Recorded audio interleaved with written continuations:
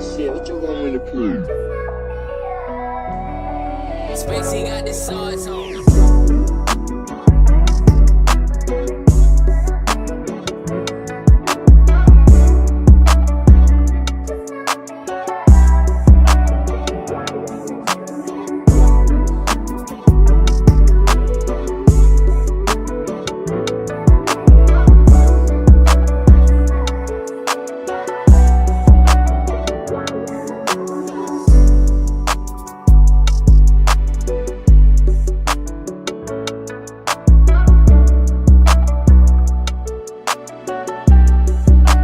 Spacey got the sauce on.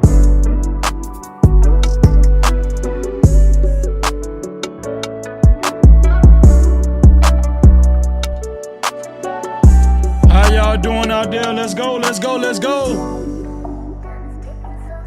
Top of the week, No Cap crew, the early No Cap crew. We are here. Make sure you hit that like button. Make sure you hit that like button. Spacey got Let's the go. sauce on.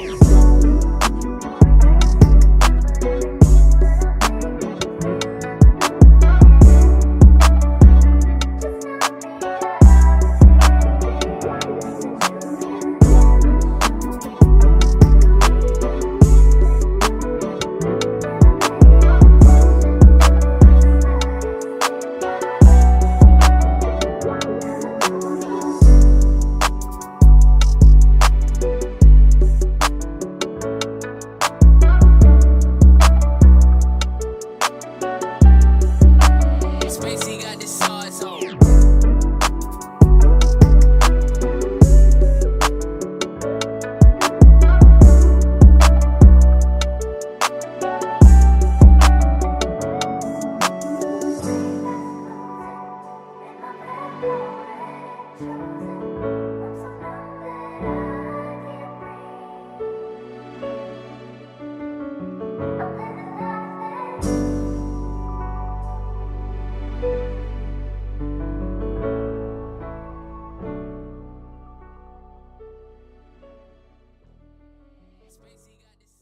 Spacey got the sauce on.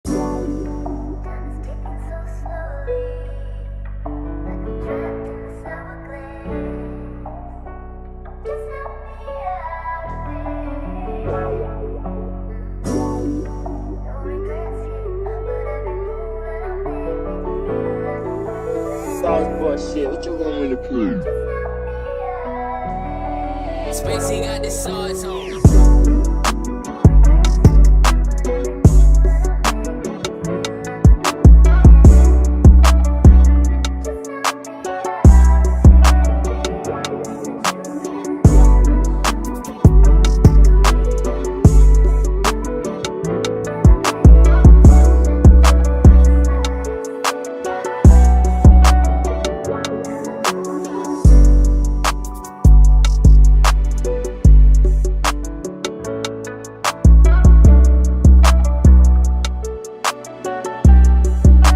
Spacey got the sauce on.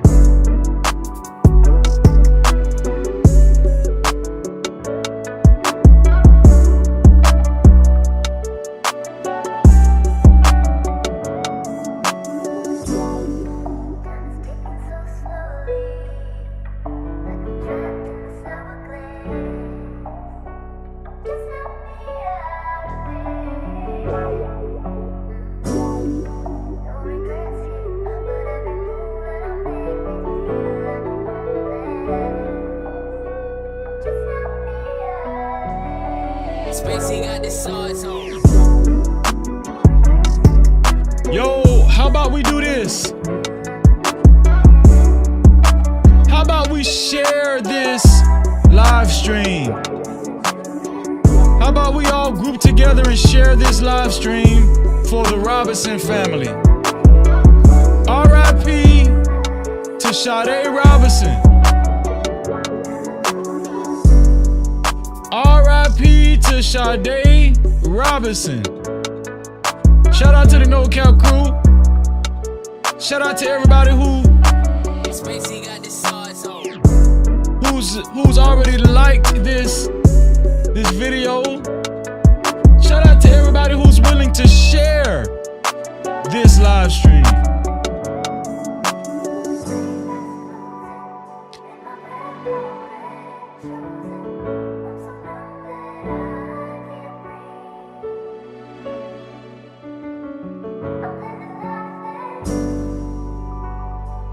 With your boy Freezing.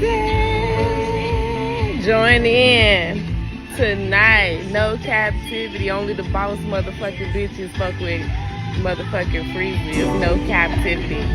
Get into it. And don't forget to support this platform if you're watching the replay. If you're watching the replay, to support this platform, you could always send a super thanks. That's the heart shape with the $sign in it. Yep. Right below the video. You could always send a super thanks. That's the heart shape with the $sign in it if you're watching the replay. Appreciate you.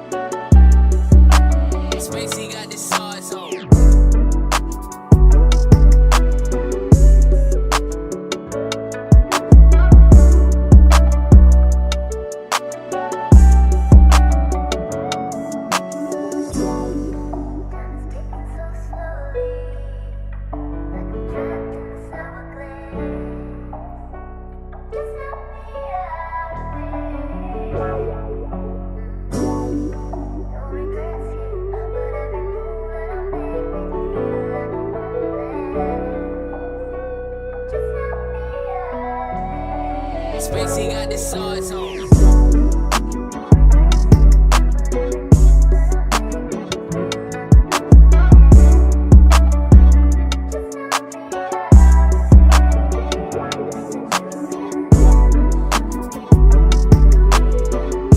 Light skin versus dark skin. Dark skin versus light skin. Colorism in the black community. I think we're gonna take a deep dive tonight. Spacey got the sauce on.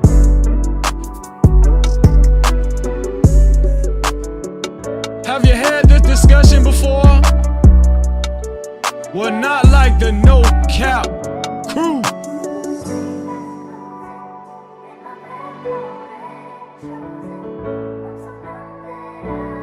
With your boy Freezing. Join in tonight. No captivity. Only the boss motherfucking bitches fuck with motherfucking Freezing. No captivity. Get into it.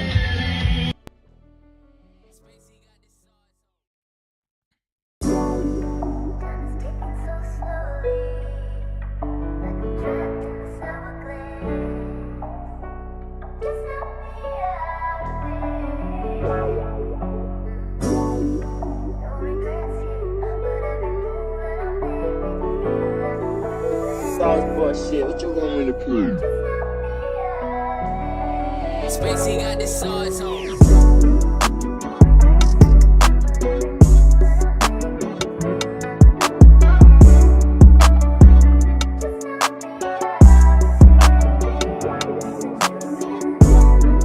Shout out to everybody that's planning on sharing this live stream. Shout out to everyone that has already shared this live stream.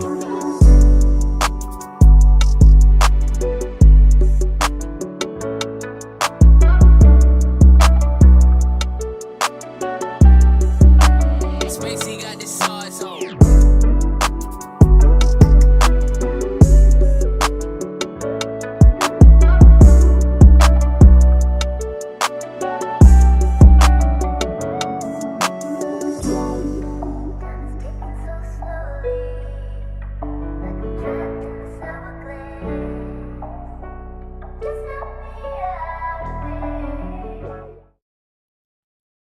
Times in our life, You got time to sing on it. You sing. we all have pain.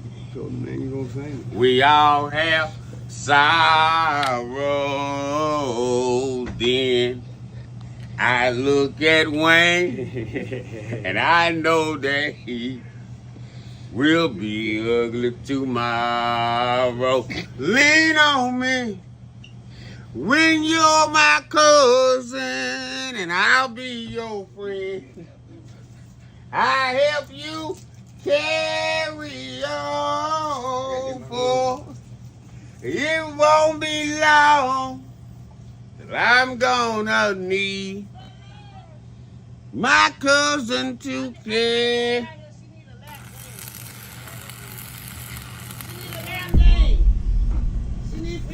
No captivity. Freezy, freezy.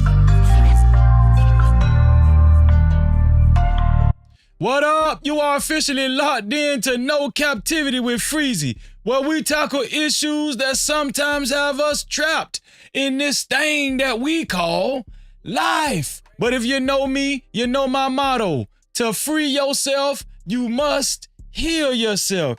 And if you're rock with your boy, please hit that like and subscribe button hard right now. And also comment and share this video. That is if you rock with your boy Freezy. No captivity. So, I was inspired this evening to do the topic that we're about to cover. Light skin versus dark skin.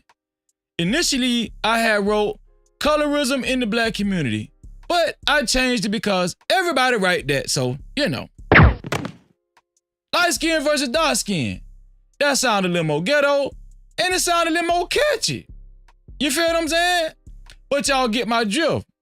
We're gonna talk about the dynamics surrounding light skin versus dark skin people. And where do brown skin people fall?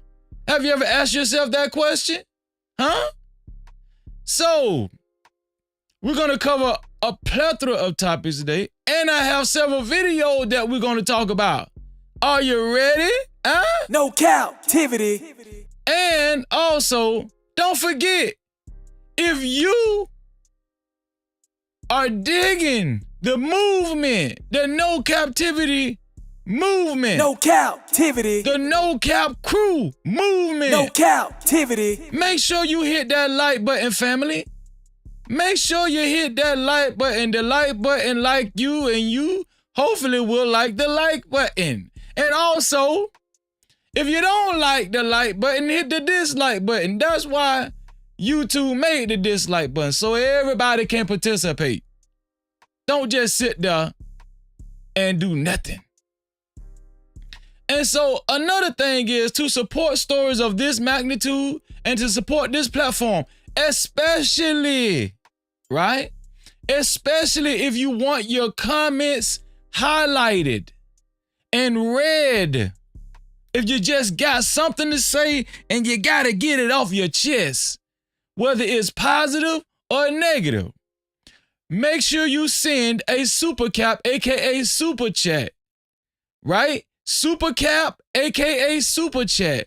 Or you can send a cash cap, aka cash app, to $Freezy 1976. That's $Freezy 1976. Let's go. No captivity. We're gonna cover a plethora of topics, man. I don't know if you guys ever heard of Sade Robinson.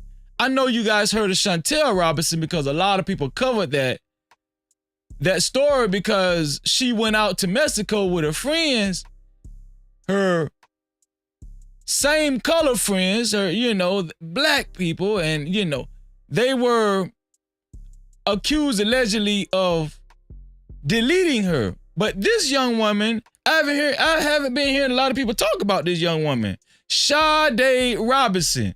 Now, it's kind of coincidental and crazy and ironic that her last name is the same last name as Chantel. But I don't know if they're any kin. And that has no bearing on the topic of this evening, right? So we're going to talk about Sade Robinson. We are going to talk about Sade Robinson, and we're going to talk about this guy. And of course, I can already tell, and I'm pretty sure you guys can already tell from what he's wearing who he is in relation to Sade Robinson. Also, we're going to talk about country music. Yeah. We're going to talk about country music again because white people are mad. And I'm just telling you, it's getting worse and worse and worse. I tried to tell y'all when Beyonce decided to come out and start making country music. I told y'all it was going to be some smoke in the city. White people are mad. All right? And I'm going to show you proof. And last but not least, we're going to talk about colorism. Yes, we are. No captivity. We're going to talk about colorism. Light skin versus dark skin. Did you see how Freezy did that? Let me do it one more time. Light skin versus dark skin. Yeah. I put a lot of thought in this stuff. Shout out and RIP to Sade Robinson. No captivity. But before we do that, we're going to look at a couple of videos that I think that you guys must see. Let's see. Can I give you guys some encouraging words before we get started? Huh? Let me give y'all some encouraging words from this light-skinned brother. Oh, brought up the wrong app. Let me give y'all some encouraging words from this light-skinned brother before we get started. Just for starters, you know what I'm saying? Here we go. Dear Lord, not really sure what you have planned, but my life is in your hands, so I'm here for it. And although many weapons may form, if you will for me to go through any storms, I'm prepared for it. Please guide me through the choices I choose. Whenever you want me to move, just say when. But right now, I thank you for everything. In Jesus' name, amen. I wrote this for myself. I need to make sure I'm taking time to help me before anybody else. Working on my mental health. Thank God the impact and the good I've done outweighs the bad of anything I felt. And I felt the worst. Been insecure with my confidence shot. Bet you I get it right this time when that deposit hit. Watch. Hope this career takes off so I can jump on jets. Cause I know what it's like to make 100 stretch. And on my best days, I thank God for opening doors. In the same way there's doors I'm cool with, I'm closing for sure. The mess I made had my heart and mind broke to the core. Cause success came the same time that I was supposed to mature. And I blew it. You ever had a problem that's your fault? And your pride won't let you admit you the reason that you lost? Now you talk to every person, every path that you cross. That's exactly what I thought. You know how much that costs, like yo. You know how much can cost you your life?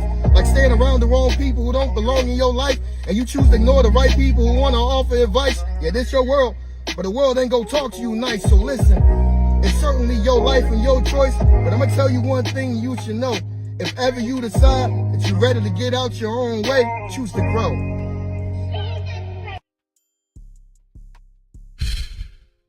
No captivity. Are y'all ready? Are y'all ready? I just had to wake y'all up a little bit. Huh? No captivity. Just had to wake y'all up. Let's go. Wake up. It's time to start the show. I'm at the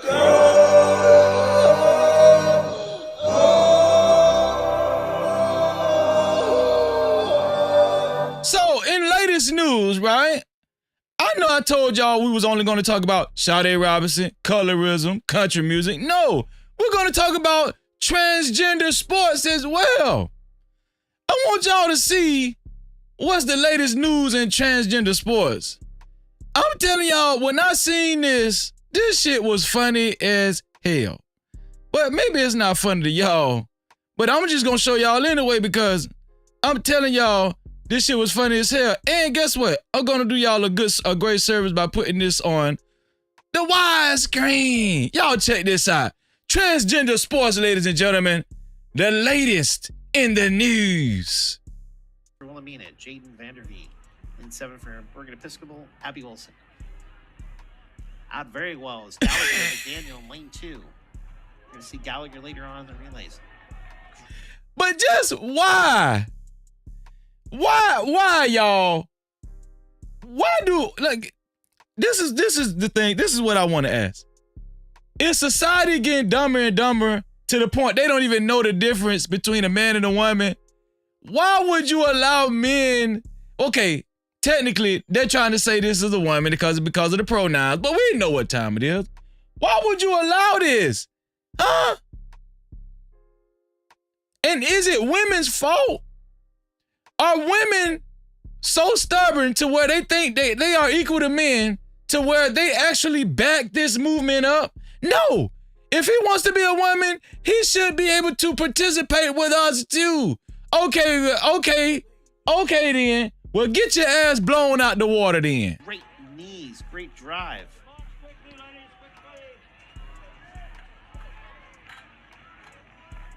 And the sad thing about it is, he's slow too.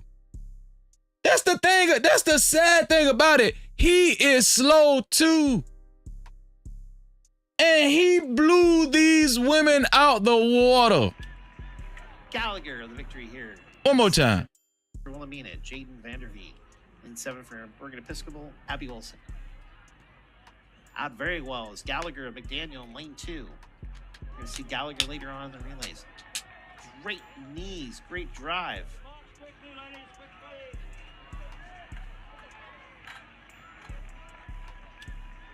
Gallagher, the victory here in section number 1. That's a damn shame. Look at it. 25-49.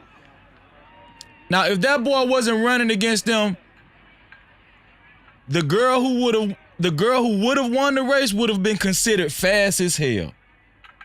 Look at his ass. You know he need to be ashamed of his damn self. Look at it. 31-31, 4th Messiel. It's a damn shame. Listen, y'all know what we got to do. I'm sorry. I just wanted to show y'all that, but I ain't forgot about the roll call. It's time for the roll call. You know what time it is. Shout out to 907 Good Eats, Shalom. She's in the building, y'all. Make sure y'all go subscribe to my sister. No Cap-tivity. Shout out to her son, Tyr, in the building. It is what it is TV. Shalom, bro. No Cap-tivity. Shout out to McColl's Wellness in Motion. Shalom, sis. How you feeling? No Cap-tivity. Shout out to Miss Randy B in the building. How you feeling, sis? Shalom. No Cap-tivity. Shalom to Glow Hardy in the building. Shalom, bro. No Cap-tivity. Let's see who else is in the building. Gotta go down a little further. Shalom to Dr. Frizzle in the building. How you feeling, bro? No Cap-tivity. Unhinged main event fro. Make sure y'all go subscribe. Shalom to my brother, JD25. What's going on, bro? No Cap-tivity. I just seen JD in my comment section. JD be everywhere. He be everywhere with on the platform. Shalom to my brother. He already beat me to it. Your car in the building. Your car. What's going on with you, bro? No Cap-tivity. Trey. What's going on? What it is? Shalom, bro. No Cap-tivity. Emperor Kojak 313. What up, though? Shalom. No Cap-tivity. Make sure y'all go subscribe to my dog Emperor's Gaming channel as well. Let's go. Who else is up here? Yup. Mark Perez, tax coach, is in the building. How you feeling, bro? I'm at the club. Shalom.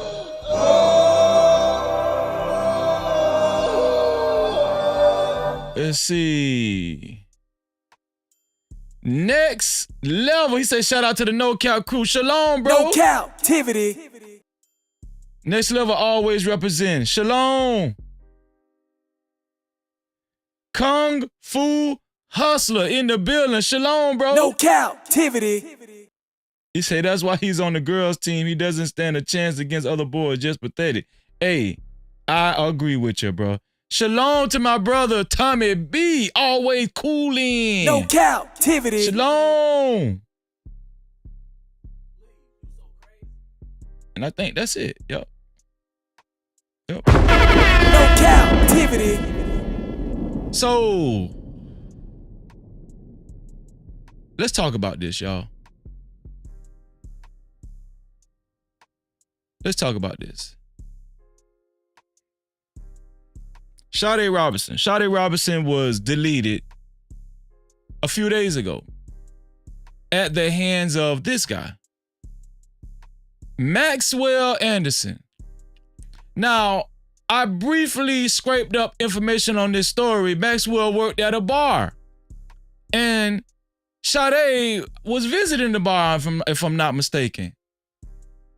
And I don't know what she's seen in this guy, but she was charmed enough to actually go with him and take him up on his offer and liked him enough to be alone with him and go home with him. Now, this guy, Maxwell Anderson, he works at the local bar in Milwaukee, Wisconsin. Shout out to Milwaukee, Wisconsin. No captivity. And I said something before on this platform about black women starting to date white guys more and more and more. As a matter of fact, there was a white woman on a platform I seen on Instagram. She actually stated she feels as though black women get treated better or they're happier with white men. That's exactly what she said. She feels as though black women are happier with white men. She feels as though white men just naturally treat black women better. Well, this woman was charmed by this guy, Maxwell Anderson, and she was inclined to leave the bar with him, the bar that he works at. Now, I do have some news reports, videos that I'm going to show you guys that can explain it way better than Freezy. Why did she go with this guy? Maybe because he's white. Why did she go with this guy? Maybe because he was nice. Why did she go with this guy? Maybe because he wasn't black. I don't know.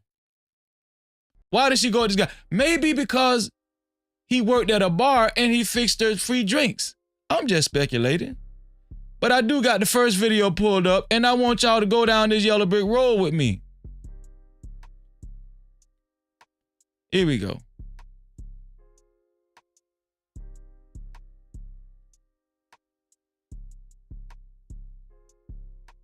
And action. Mutilation and arson. A criminal complaint shows on April 1st, Sade Robinson and Anderson went on a date at Twisted Fisherman just west of downtown. Court documents show that Sade's phone was tracked, and it shows her location at Twisted Fisherman and then at Duke's on Water. Court documents also detail her phone was tracked to the area of Anderson's home. After being at Anderson's home for approximately 3 hours and 19 minutes, her phone was then traced to a park in River West for about a half hour. Then, court documents show her phone was pinged near Warnemont Park, where the severed leg was found early last week. Within the criminal complaint, authorities say the severed leg did belong to Sade Robinson. So they found a severed leg. This guy, this maniac, cut this woman's leg off.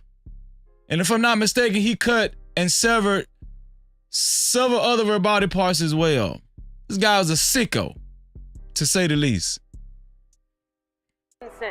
In addition to finding And if I'm not mistaken, I think this young lady was only 19 years old. the severed leg, authorities say they also found a foot and human flesh, along with Sade's clothes she was wearing, which were inside her burned car. Inside the courtroom this morning, Anderson's attorney tried to get the intentional homicide charge thrown out. He stated that he didn't believe there was enough probable cause for the intentional homicide charge. The judge denied that motion and says there is enough probable cause for the intentional homicide charge. Defense also asked for Anderson's bail to be... Can you believe that this clown was trying to get the damn homicide charge thrown out after they found a severed leg? A severed leg from the young lady of her body. This is crazy. Taken down to $500,000. Sade Robinson's family spoke with us briefly after the court appearance. Sick son of a bitch is gonna pay. This is justice for Sade. Who the would do something like this? Apparently, this is her mother. My beautiful baby. She hurt nobody. Watch breaking news on YouTube. So who is Maxwell Anderson? How about we find out who Maxwell Anderson is? Maybe I should put this one on the. No, I'll go back down to the chat room. I mean, I'm gonna stay here with the chat room. Let's find out who Maxwell Anderson really is. Here we go. He's a Milwaukee bartender now at the center of an investigation into a severed leg. 12 News Investigates is learning more about Maxwell Anderson, including what law enforcement sources tell us they found in his basement. Anderson has not been charged. At the same time, 19-year-old Sade Robinson. So Anderson has been locked up for almost a week, and he had not been charged. They found a severed leg. They found her cell phone. And tracked down her locations during the time she was hanging out with Maxwell Anderson. But while he had been in jail for a week, well, he's still in jail, he had not been charged. Has been missing for 10 days. Police say she was last seen April 1st with her burnt car later found near 30th and Lisbon. This past weekend, investigators discovered human remains near 31st and Galena over 3 consecutive days. Now, this is the second place a body part was found in Milwaukee County in a week. That severed leg was found in Warnemont Park in Cudahy on April 2nd. 12 News' Hannah Hilliard is live outside Anderson's home near 39th in Oklahoma. And Hannah, you've been looking into his past all day long. Yeah, Joyce and Patrick, and we have uncovered a lot, including Anderson's ties to Waukesha County and what sources are telling us investigators found inside this home exactly 1 week ago. This is the man behind bars, but not yet charged. In the interest of Maxwell Stephen Anderson. Appearing in court in connection to a case that's captivated Milwaukee. Who is Maxwell Anderson? We know he's a Southside resident whose house at 39th in Oklahoma was searched by investigators 2 days after someone found a severed leg on the Lake Michigan shore in Cudahy. 12 News has confirmed the 33-year-old man has ties to Waukesha County. She said she wanna ride the White House. Kettle Moraine, Catholic Memorial, and Pewaukee High Schools in the early 2000s. Anderson has a criminal record, a 2014 misdemeanor disorderly conduct conviction in Waukesha County after an incident with a family member in Delafield, and in 2015, a misdemeanor domestic violence case out of Door County. For the last few years, he's worked at several Milwaukee bars. He works full-time, including The Rave from 2018 to 2020. Shout out to Impressive Vibe in the building. Appreciate you being here. Shalom. No captivity. Shalom to Miss Piggy. How you feeling? Thank you, Miss Piggy, being here. Shalom. No captivity. Most recently working at Victor's nightclub on the east side. A woman who claims she met Anderson there spoke to 12 News by phone. What was that? Victor's? Did they say Victor's? Let me see. Let me go back. Victor's. Food, cocktails, dancing. Any one of y'all been to Milwaukee before? Any one of the No Cap ladies been to Milwaukee? Y'all watch out for Victor's. I just wanted to show y'all Victor's. This is where this fool worked at. This is where Maxwell Anderson worked at. Let me know if any one of the No Cap crew ladies been to Milwaukee, Wisconsin. So you'll know to watch out for them white boys over there at Victor's, food, cocktails, and dancing. A woman who claims she met Anderson there spoke to 12 News by phone, but asked not to be identified out of fear for her safety. She says he once invited her to his Southside home. I remember there being something about a hole in the yard, and this was back in fall. I remember asking about it, and he was like, oh, I'm building a garden. In a view from News Chopper 12. All right, that looks like a hole. So this woman, the woman that was just talking just then, looked like they filtered her voice. She wasn't stupid enough to go, well, not calling Sade stupid, I'm just saying. She wasn't crazy enough, well, not calling Sade crazy. Y'all know what the hell I'm saying. I'm just talking. Shout out to the name Joe in the building. Shalom. No captivity. This woman that's talking, she wasn't crazy enough to go in that damn house. Or did she go in the house? I don't know. But he wanted her to go down in the basement. And she was like, no. He was like, look a little creepy, don't it? They're actually... A gaping hole next to Anderson's house was visible earlier this week. Inside the home, And when I got in, it just kind of seemed like he was in the middle of a whole bunch of renovations, but kind of seemed like the kind of... When I got in, it just, so she did go inside the home. So she was crazy. She didn't have too much good sense either. When I got in, it just kind of seemed like he was in the middle of a bunch of renovations, but kind of seemed like the kind of guy that never would finish them. Guy that never would finish them? Thursday, 12 News learned from multiple law enforcement sources Anderson had what is described as a sex dungeon in his basement. So I got a little bit of a tour, and he was like, do you want to see... Got a little bit of tour. He got a little bit of tour, and he was like, do you want to see the basement? I was like, hell to the no. I'm okay. He's like, it's creepy down there, ain't it? I was like, no, it's okay. Get the hell out my face. Basement, and I was like, no, I'm okay. He's like, it's creepy down there. And I was like, no, that's okay.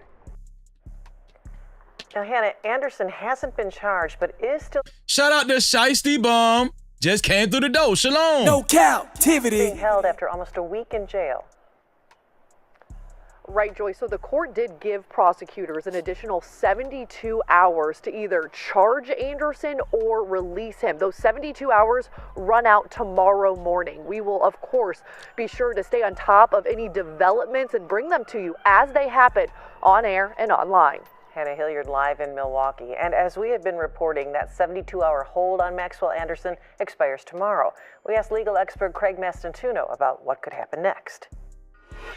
If he's released, that doesn't stop prosecutors and police from continuing to gather evidence and potentially charge Mr. Anderson at a later date. In other words, tomorrow's not a dismissal or move forward date. It's a move forward with a complaint or release the suspect. So, obviously that was before they found the severed leg and all that kind of stuff, right? Since then, they found a severed leg, and they're charging him, they plan on charging him with a homicide charge. What kind of homicide charge? I don't know, but it's going to be extensive. And I'm pretty sure he's going to have a slim chance of winning this case. We don't know. I don't know. You never can tell. But hopefully, they give him the death penalty. You understand what I'm saying? No captivity. Now, not that you guys want to see one more, but I do got one more video of this guy in court. Maxwell Anderson. I want y'all to get a real good look at this guy. This guy used to work at a bar. Imagine this guy without the jail clothes on. Friendly. Huh? He probably talked like a country singer. Not ratchet, like Freezy. You know what I'm saying? If you had to choose between Freezy and this guy, who would you go out with? You probably would go out with this guy. I'm too ghetto. If you had to choose between Freezy and going out with Freezy and going out with this guy right here, who you gonna choose? You're gonna choose Maxwell Anderson. That's who you're gonna choose. And this who your ass going home with right here. Let me show you.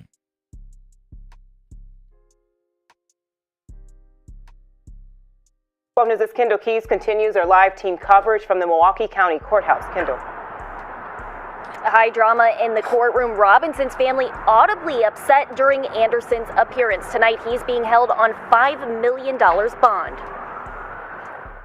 33-year-old Maxwell Anderson entering a Milwaukee County courtroom wearing an orange jumpsuit and a scowl. Do you understand the maximum potential penalties? Yes, Your Honor. And the maximum... Anderson entering... Look at him, don't it look good to you, huh? No captivity. Yeah, that's your knight in shining armor. Light skin versus dark skin. Well, that's as light as you get right now. The Milwaukee County courtroom wearing an orange jumpsuit and a scowl. Do you understand the maximum potential penalties? Yes, Your Honor. Maximum penalties, including life in prison. Prosecutors charged Anderson with first-degree intentional homicide, mutilating a corpse, and arson. The criminal complaint confirms his victim, 19-year-old, shot. And I'm gonna tell y'all something. Did they say how old this guy was? I wasn't even paying attention because I was acting a fool. Let me see. Maxwell Anderson age. How old is this guy? Maxwell Anderson. Did they say how old he was?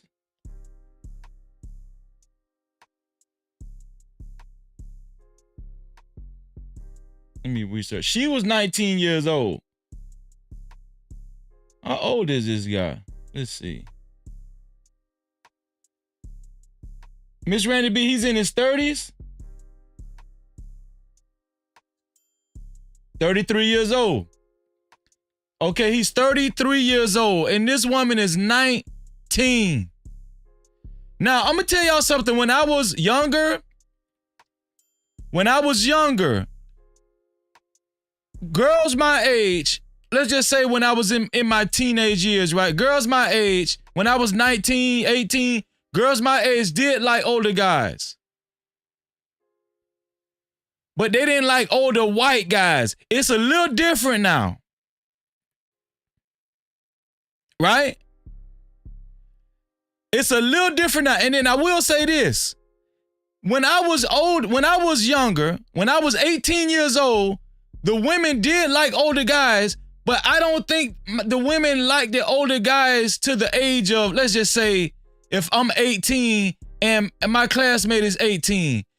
I think the highest the girls would go would probably be like 20, 25, something like that. This guy is 33 years old, she's 19, and he's white. Do you guys think the dynamics of dating has changed? Do you think black women have gotten way more lenient when it comes to dating? This girl is 19 years old, and she's not an ugly woman either. She's a nice looking young lady.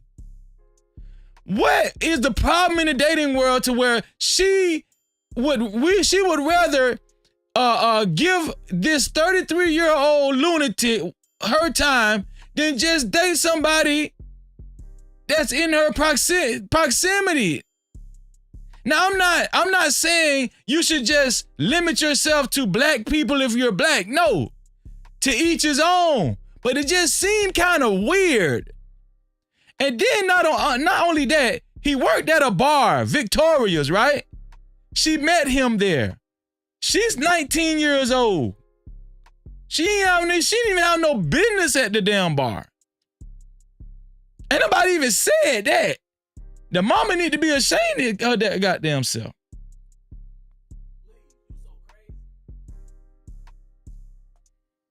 Here we go. Jay Robinson. The allegations in the complaint are abhorrent. It is the highest level of violence imaginable. Prosecutors outlined text messages between Anderson and Robinson, detailing what would be their first date. Let's eat at Twisted. I'm feeling seafood. Yes, I love seafood. These are the texts. Let's eat at Twisted. I'm feeling seafood. Yes, I love seafood. So I'm guessing that she's the one saying, let's eat at Twisted. Let me blow it up for y'all. There we go. Let's eat at Twisted. I'm feeling seafood. Yes, I love seafood. So I'm guessing she was the one saying, let's eat at Twisted Seafoods. Sounds good. I'm about to leave. Sounds good. I'm about to leave. I'll be there. See, I'm going to tell y'all something. This goes out to the young women, right? Y'all stop using dudes for food. Y'all stop putting them guys' name in their phone. And y'all stop putting those guys' name in your phone as food. Because one of these days, you gonna end up being food. Literally. No Cap-tivity. They went to Twisted Fisherman, and then they went to Duke's on Water Street, and then returned to his home around 9:20 p.m. And sometime between that time and the early morning hours of April 2nd, the defendant killed Sade Robinson and dismembered her body intentionally, left pieces of her body in various parts through the county. Anderson's attorney argued the state didn't have enough evidence to support the first-degree intentional homicide charge. With respect to showing probable cause that this defendant, that Maxwell Anderson, intentionally killed the victim, that he did so, I think it's lacking. The judge set a $5 million bond and ordered Anderson not contact Robinson's family. $5 million. That's good for his ass. Family, like Sade's mother and uncle, distraught after the hearing. Sick son of a. Now, I'm not going to come down on the mother totally because she lost her daughter. But we got to, listen, we got to do better. Okay, let's raise our daughters a little better to have better discernment and judgment. No reason why she should have been at a bar. And that's just facts. But I am so sorry that this woman lost her daughter. I'm pretty sure she's going through a lot of pain. What would possess a young black woman to leave and want to meet up with a guy, a white 33-year-old guy that looked like Kurt Cobain from what was that white group called? Kurt Cobain, what was that? It wasn't Welcome to the Jungle. No, that's the wrong one. Kurt Cobain. Let me see. What was the name of that? I forgot the name of that damn song. Here we go. Hurt my baby. She hurt nobody. She harmed nobody. My sister and parents won't stop shaking, and it ain't because they're nervous. Imagine trying to bury your niece when... Thank you, McCall. Nirvana. School Spirit. Yeah. And... Yeah. Yeah, I'm trying to think of the song. Yeah, Nirvana. School Spirit. Nobody for the service. Teen Spirit. My bad, household. Teen Spirit. Y'all know what the hell I'm saying.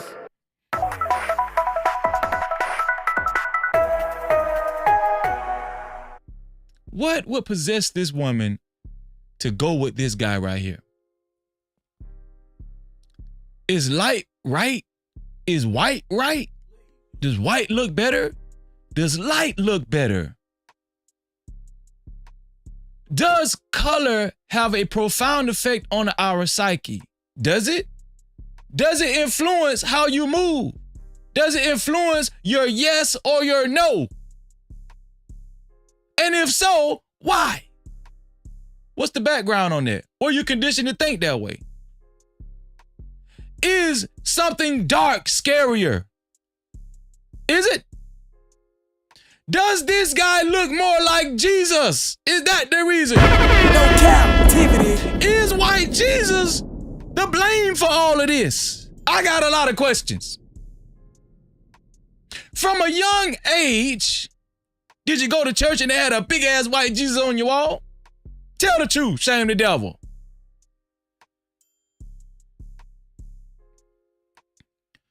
Well, I'm going to say this right here. Whatever the case is, I think it's high time for us to discuss colorism, light skin versus dark skin. I'm at the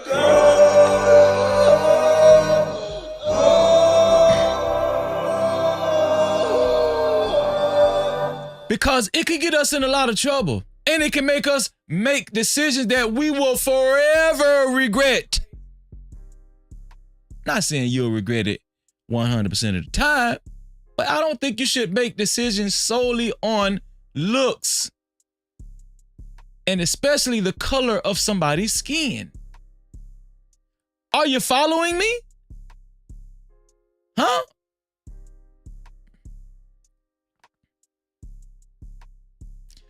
Let me show y'all what's going on with Beyonce. It still got something to do with colorism. Y'all look at this shit. Indiana State released a statement after a student makes racist comments about Beyonce. What kind of racist comments were made about Beyonce? Don't worry about it. I got it. Here we go. Well, I don't think it was just about Beyonce. Listen, white people are mad. White people are mad. Let me just say this right here. White people are mad because black people are getting into country music, and not only we're going into that genre of music, country music. What? I'm not even going to say we're getting into country music because quiet as kept. If you do your history, black people was at the black people were at the beginning of country music. Black people, if it wasn't for black people, I don't think there would be any country music. Okay? We can go all the way back to the banjo. Black people. You understand what I'm saying? Huh? The old spirituals, folk music, black people, right? So I think Beyonce spoke on country music and why she decided to go on her endeavors on singing country music, because she feels like it's a part of black people's roots. We started it and she wanted to bring notice to it with her platform, which I'm not mad at Beyonce. But there are some people that's mad, and I'm gonna show y'all who mad. And Beyonce finna show y'all who's bad. Here we go. I'm sorry, but if you're black, you're not country. I don't care. Like, and I wish I meant that in the nicest way. But like, babe, I know you were raised in the country, or your grandparents were, I guess, your great granny and grandpas, but they was picking, okay? They wasn't planting. Just keep that in mind. They wasn't making money. Shout out to Joseph A. Gomez. Shout out to Dre the Dream in the building. Shout out to everybody falling through. I appreciate y'all. Thank you. Hot Sauce, I see you. Kung Fu Hustler, I see you. Thank y'all. On Their Next Podcast is in the building. Make sure y'all go subscribe. I appreciate y'all being here, man. So, did y'all hear what this lady said? Let me back it up, man, because I don't think y'all listening. I'm sorry, but if you're black, you're not country. I don't care. Right there, she's saying, if you're black, you're not country. I don't care. No Cap-tivity. Now, I tried to tell y'all when Beyonce stepped her foot into the country genre music, right? White people was gonna get mad, but nobody wanted to actually listen to Freezer. People don't like to listen to Freezer for some reason. I told y'all, this is white people bread and butter. They don't want y'all touching their shit. Okay? They like the Beyonce. They was a part of the Beehive before Beyonce got into this shit. Now that she's doing country music, they don't give a damn about the Beehive, and they saying, listen, if you're black, you're not country. This is what this girl is telling y'all. And I wish I meant that in the nicest way. But like, babe, I know you were raised in the country, or... And the insults just keep coming and coming, don't they? No Cap-tivity. Now, if y'all didn't know this girl, if y'all didn't hear this girl talk like this, if y'all seen her at the checkout line in the grocery store and she said, hey, how you doing? Isn't it a sunny day? Huh? You would think this woman is the most sweetest white woman in the world, because look at her white skin. Don't she look innocent? Don't she look white and innocent? Don't she look like Jesus' sister? White Jesus' sister, huh? Your grandparents were, I guess. Your great granny and grandpas. But they was picking, okay? They wasn't planting. And I know some people out there saying, Freezer, why you gotta make this a race thing? I didn't make it no race thing. She did. What the hell are you talking about? Shit. Just keep that in mind. They wasn't making money. It was getting sold for money. Oh, Lord. Then she went for the juggler. Did y'all hear that? They wasn't planting. Just your great granny and grandpas.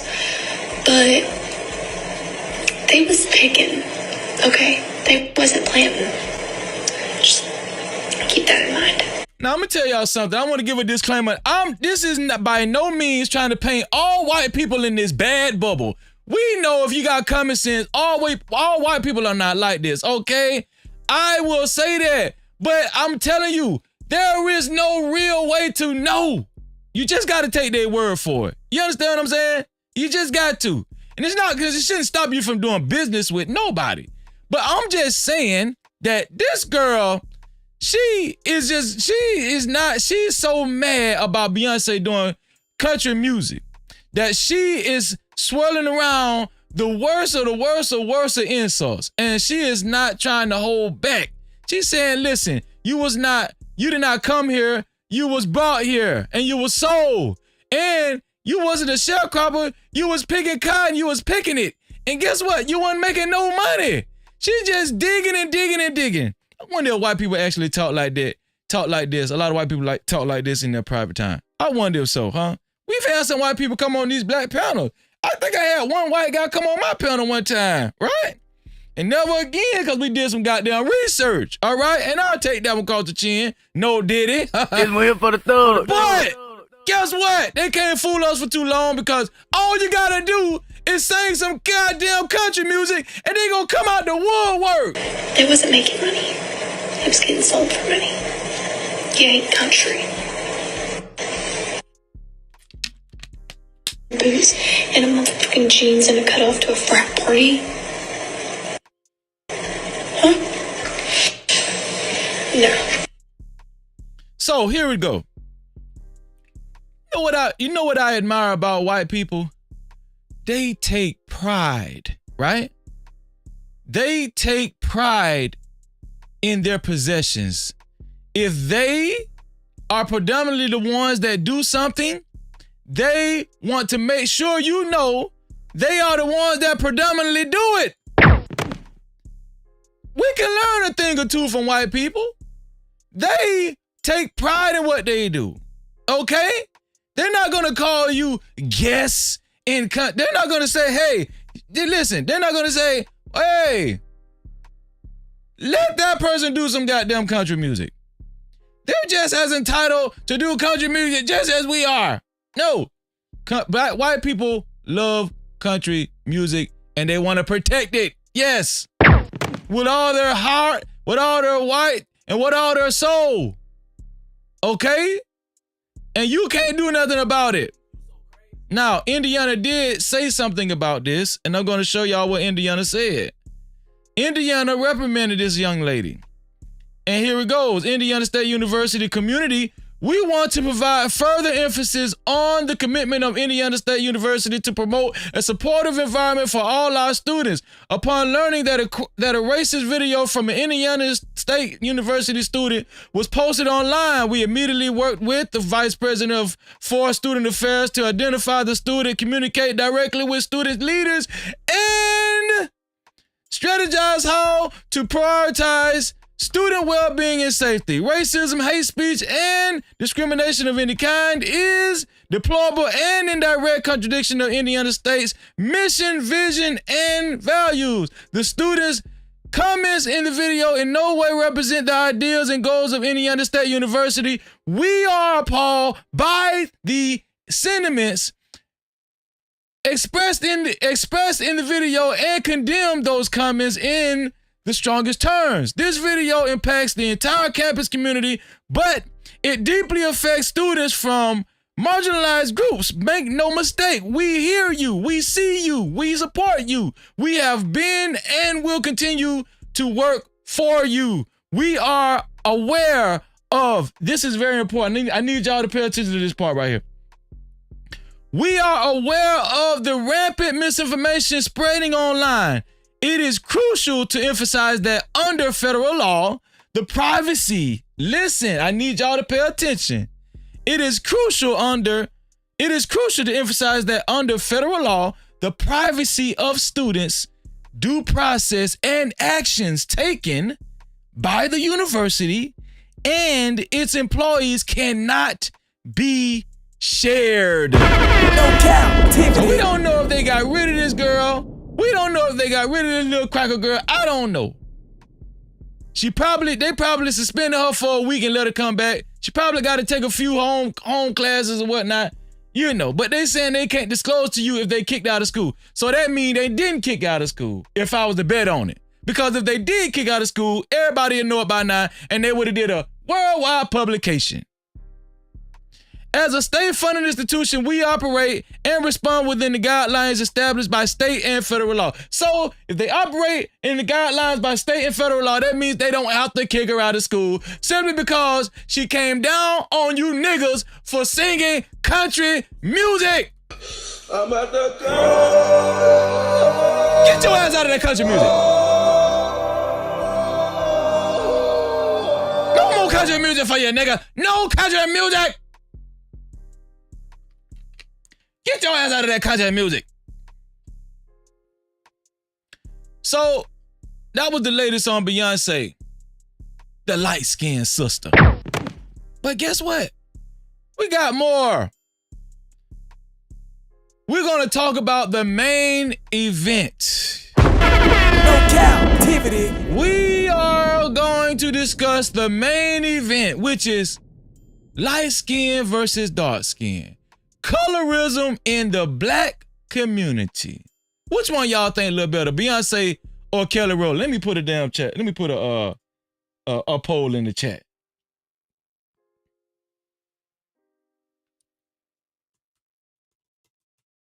Let me start this colorism poll.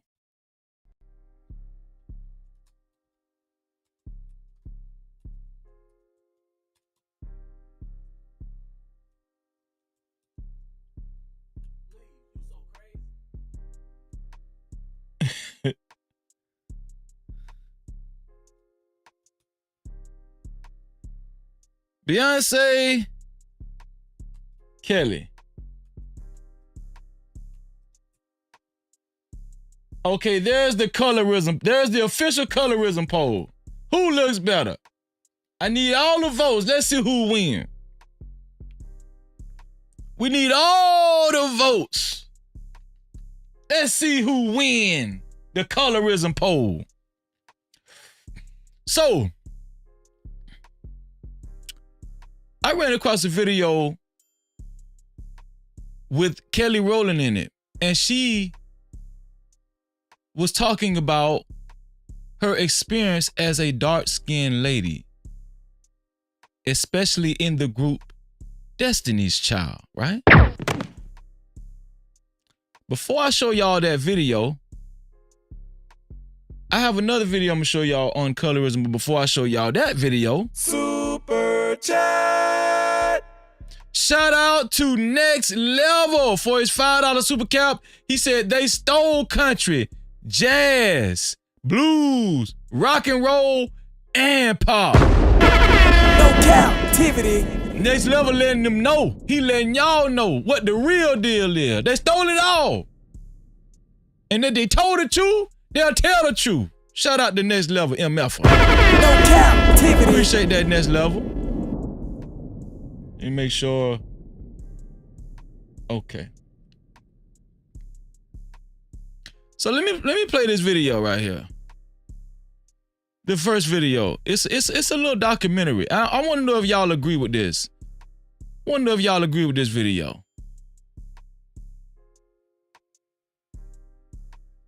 This is going to set up the colorism talk. The video, the colorism video.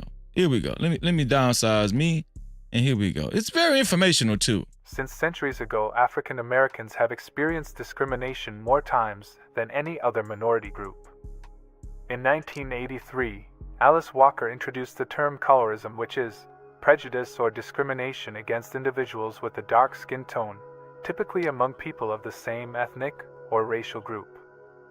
Literature suggests this stems back to slavery, when slave masters awarded special privileges to African Americans of a lighter skin tone. Y'all think it has something to do with that? Y'all think it has something to do with slavery? You think it has something to do with the slave masters having being partial to the lighter skinned slaves? What do you think? What do you guys think? Colorism isn't just a relic of history. It's a pervasive issue affecting people's lives today, from marriage to job prospects. Research shows that dark-skinned women face lower marriage rates. Do you guys think that's true? Says research shows that darker skinned women face lower marriage rates. If you're a dark skinned woman out there, do you think it's more difficult for you to find love or to get married than it is for a lighter skinned woman? And just tell the truth. There's a lot of dynamics that goes untalked about. Wage gaps also exist between lighter and darker skinned men. Shockingly, Do lighter skinned men get paid more than darker skinned men?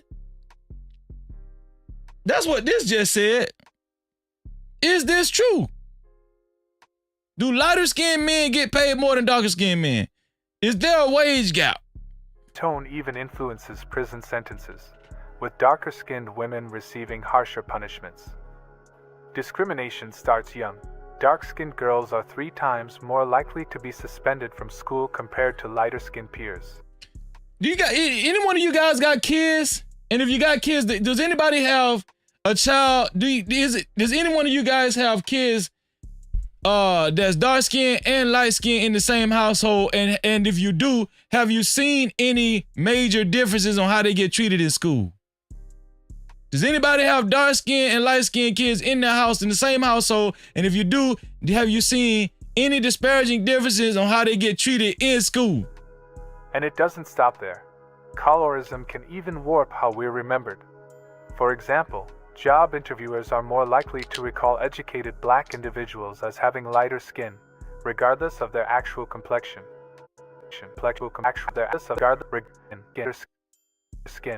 Regardless of their actual complexion. This ongoing issue takes a toll. Darker-skinned individuals experience more microaggressions, impacting their mental well-being. Are darker-skinned people meaner? I'm just repeating what this video said. No Cap-tivity. I found the video and I thought it was interesting. Hey, listen, don't kill me with it. I'm just saying. Are darker skinned people meaner? Are darker skinned people angrier? Do they get more angry than lighter skinned people? Is this a thing? Is this a thing? But what's more surprising is how colorism is not just an external problem. It's internalized within the community, affecting how we perceive and treat each other. Understanding colorism requires examining how we see ourselves, a perspective that varies across communities. According to sociologist Margaret Hunter, even the self-perception of skin tone can be a complex issue relative to one's social context. So, as we grapple with colorism's implications, we must also confront the underlying biases, both external and internal, that fuel this troubling phenomenon. Colorism is a double-edged sword that cuts both ways. It's perpetuated by... When I look at hair like this, I always wonder, why would this woman want some damn straight hair? I don't. I was just thinking out loud, like, I don't. Broader societal structures and also exists within the black community. While many acknowledge its presence in institutions like the courts and schools, discussions on how it manifests within our own community, especially around marriage. I got me a light-skinned girl. Yeah, my niggas can't tell me nothing. Are often brushed under the rug. This avoidance often stems from the painful task of confronting internalized white supremacy. Conversations that do happen tend to circle around individual experiences, missing the broader historical context. We must remember that this isn't just personal, it's systemic and deeply rooted in history. Well, there we go. Systemic racism, right? They say Freezer don't talk about systemic racism. Well, here we go. If you're a part of the No Cap crew, listen, you're very familiar that I cover all areas of life, right? Is this something that black people tend to ignore, that our history plays a big part on how divided we are when it comes to colorism, even within our own race? The term colorism itself only emerged in 1983, coined by Alice Walker. Prior to that, phrases like colorstruck were used, reflecting a long-standing but largely unnamed issue. It's not just an American issue either, it's global. The worldwide sale of skin bleaching creams attests to this fact. Conversations with women of color from various communities, including Indian and Bangladeshi Americans, reveal that colorism takes different but equally damaging forms worldwide. And often, this issue impacts how we perceive ourselves in terms of labor and value. So why the reluctance to talk openly about it? Acknowledging colorism means diving into its complicated history and our collective denial. But naming it is the first step towards healing and change. Colorism doesn't just shape our love lives. It affects our careers, our self-worth, and how society values us. And if that's the case, why do we let it? Like, how much of a major part does colorism play in your life, especially your dating life?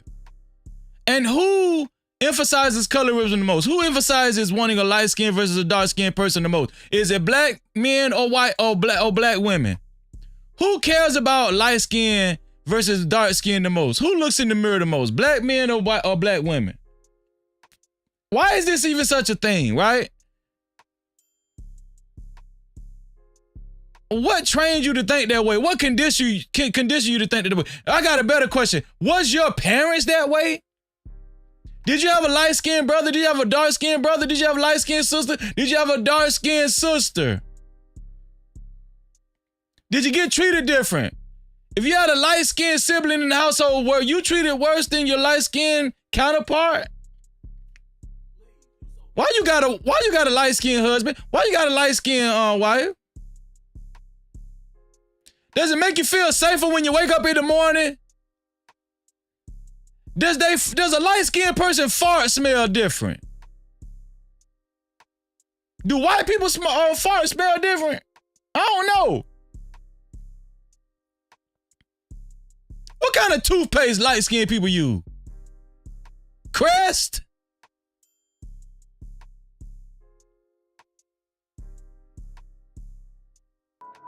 Ever notice how light-skinned women of color are often the ones hailed as literary geniuses or rising stars? This isn't just coincidence. It's an extension of deeply rooted biases. The elephant in the room? Internalized white supremacy. Even if white people vanished tomorrow, colorism would persist in our communities. That's the brutal truth many are hesitant to confront. So, where did this all begin? Trace it back to America's dark legacy of chattel slavery. Under that system, being close to whiteness could sometimes offer a narrow path to freedom. After slavery was abolished, this didn't just disappear. Instead, it evolved. Enter the one-drop rule, which held that even a trace of black ancestry made someone not white, reinforcing social hierarchies based on the shade of one's skin. The impact of this history lingers, making colorism a complex issue that's not just skin-deep, but ingrained in the very fabric of our society. During the era of slavery, colorism wasn't quite as cut and dry as today. Take the Creole communities of New Orleans and Charleston. Descendants of enslaved black women and white slave owners sometimes managed to establish themselves as free people of color. But as America segued into legalized segregation, any flexibility around defining mixed-race heritage hardened. Fast forward to the black press in post-Civil War America, and you'll find a fractured dialogue on colorism. The debate was so polarized it mirrored today's conversations about privilege and racial hierarchy. Do you think a police officer would be more willing to let a light-skinned black person go before he lets a dark-skinned? Do white cops play into colorism when it comes to black people? Do you think it's a difference on how they treat light-skinned people versus how they treat light-skinned black people versus how they treat dark-skinned black people? Do you think cops show favoritism if you look more like Barack Obama versus if you look like Michelle? I'm just saying. Darker-skinned journalists called out the skin tone-based divisions in churches and politics, while the lighter-skinned elite countered that color wasn't a deciding factor for success. Consider two contemporaries, Nannie H. Burroughs, a dark-skinned civil rights activist, and Alice Dunbar Nelson, a light-skinned teacher. Burroughs called out colorphobia in the black community as being as toxic as white people's negrophobia. Yet she was barred from teaching in D.C. public. If you was a black person, let's just tell the truth. Come on, let's tell the truth. Come on. If you guys was walking the streets at night and it's dark, and somebody, a man was coming your way, a light-skinned black man was walking your way versus a dark-skinned black man, which one would you be afraid of? Or would it not matter? Put it in the chat. Would you be more afraid of the dark-skinned black man, or would you be more afraid of the light-skinned black man, or would it not matter to you guys?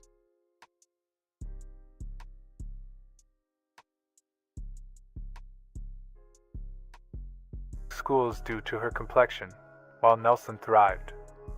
So, what's changed? Not much, it seems.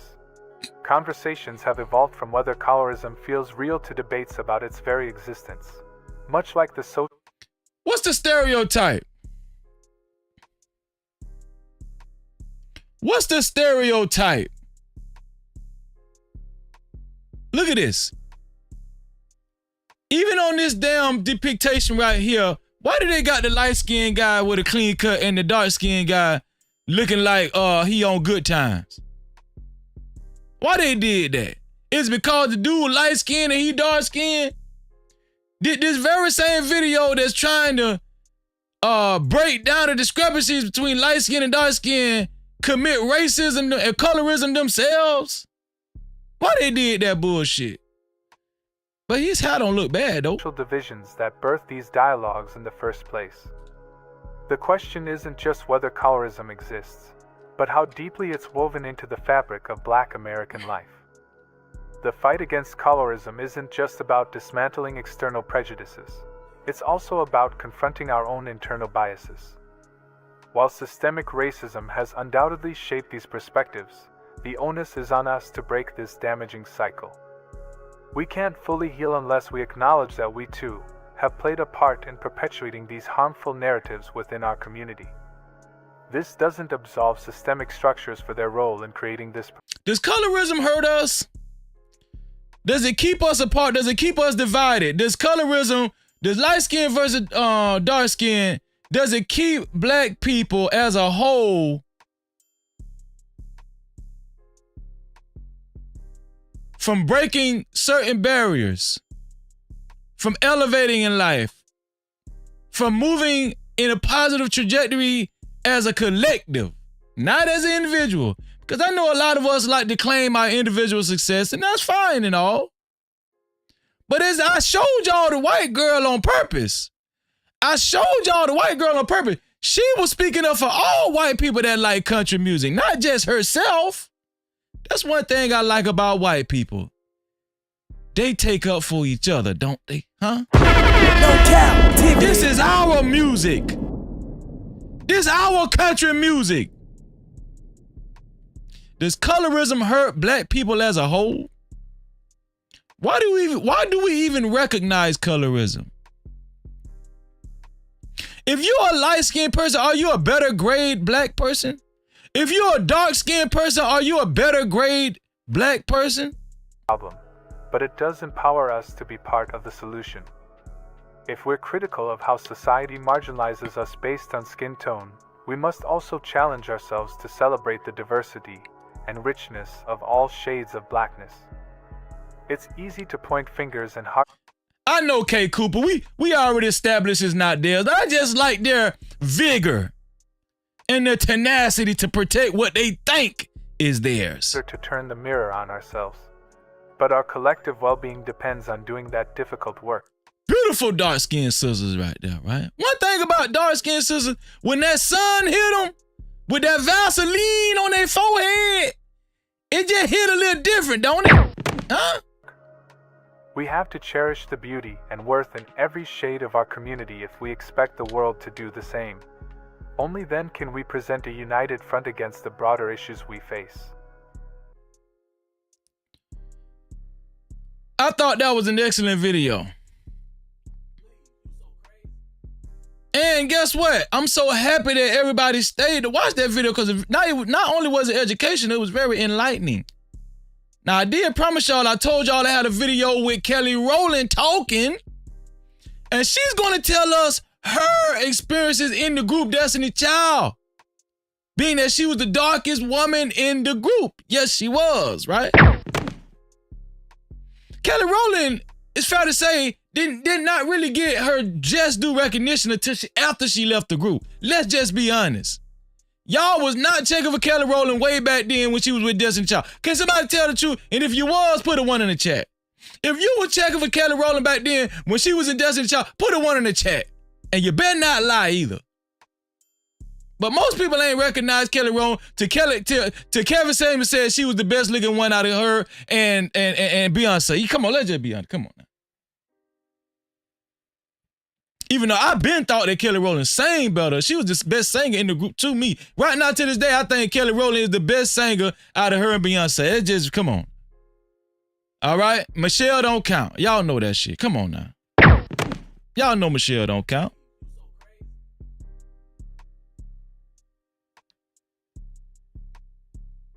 But before I play Kelly Rowland, let me show y'all the different. I'm gonna show y'all what some people think the difference between black, dark-skinned guys and light-skinned guys. Let me show y'all what some people think the difference between dark-skinned guys and light-skinned guys is. Y'all check this out. Dark skins versus light skins. City was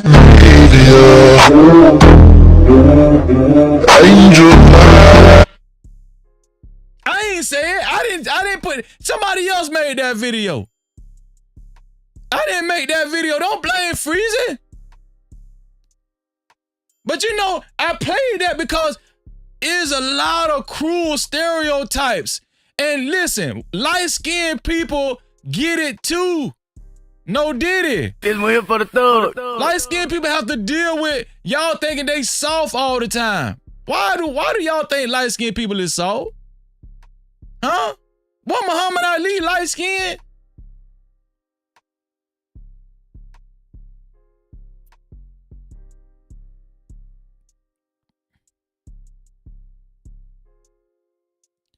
Y'all ever heard of Dr. Francis Welling?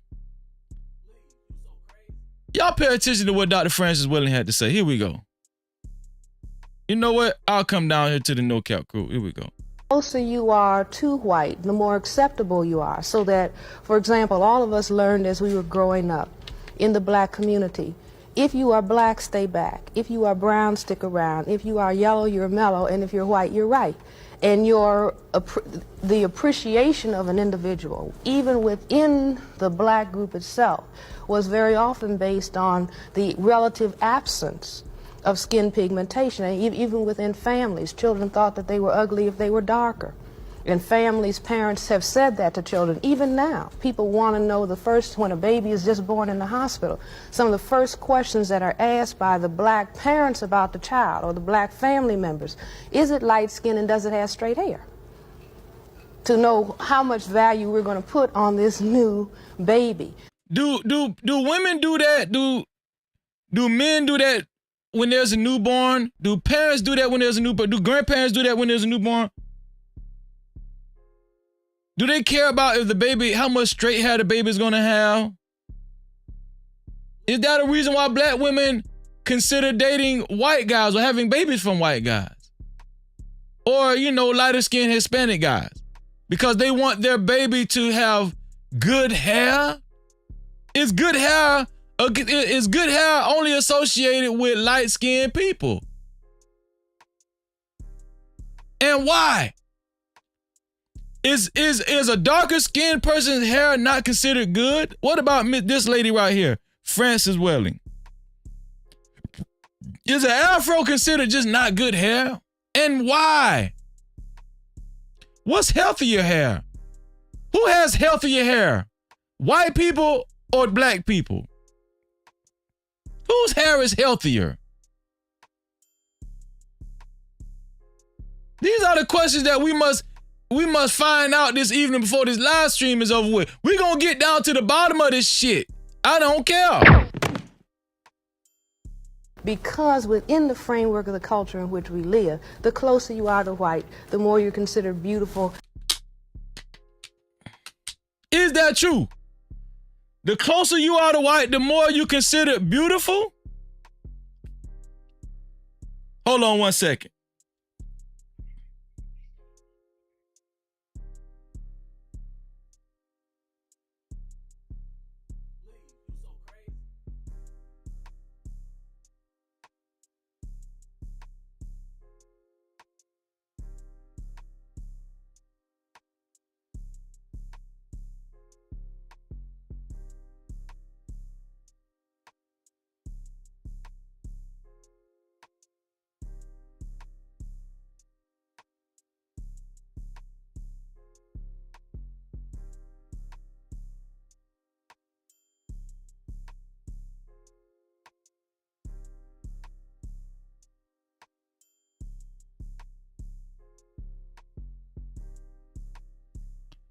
My bad, y'all. That was an important phone call.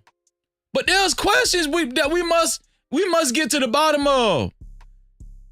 Kelly Rowland, here we go, y'all. Here's the video. I know y'all been waiting on this video with Kelly Rowland. I had to modify the video.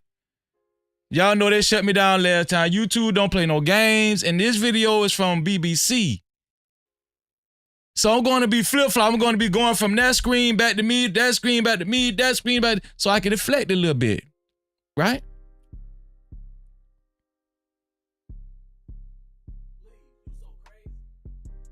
Here we go.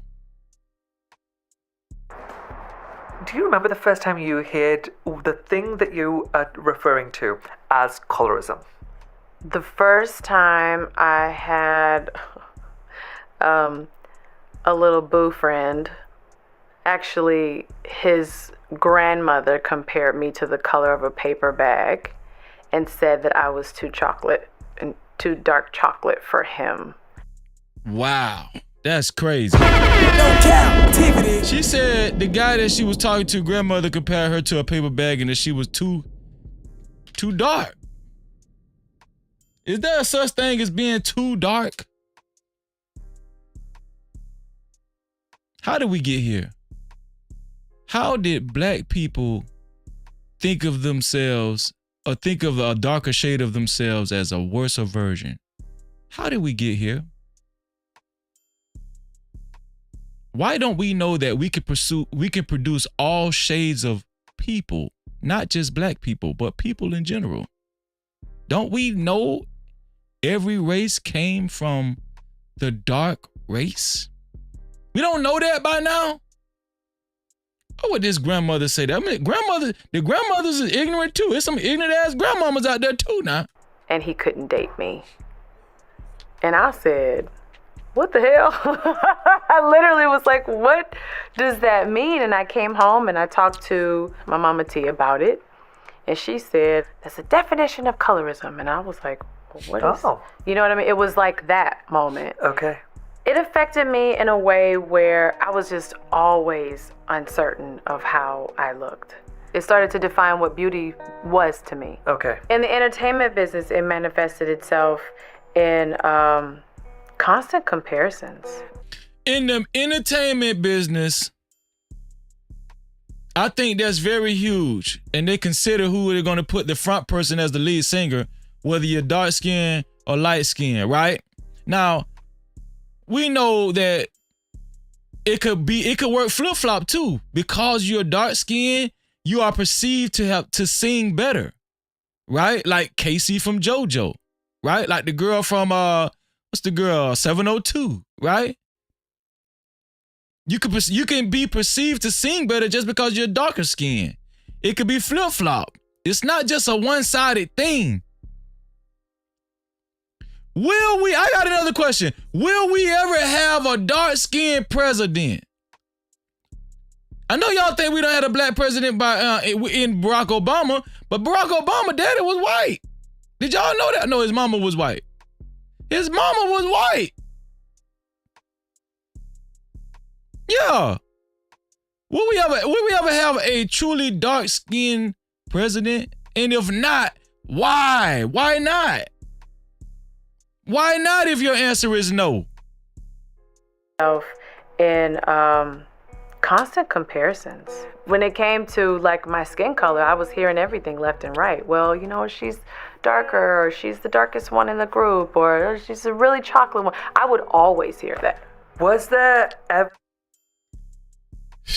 Was it by coincidence that Beyonce became the biggest person in that group? I mean, come on now. Hey. Well, not to mention that her parents orchestrated this group, so let's just be fair. Huh? Listen, Beyonce got with a light-skinned man. She didn't care if he was ugly. She don't care. I'm at the club. That's Jay-Z.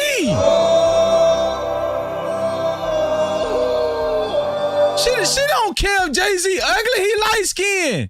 You can get away with it. No Cap-tivity. For a time where you thought, maybe I should try a bleaching cream? I never actually thought to myself, I want to do a bleaching cream.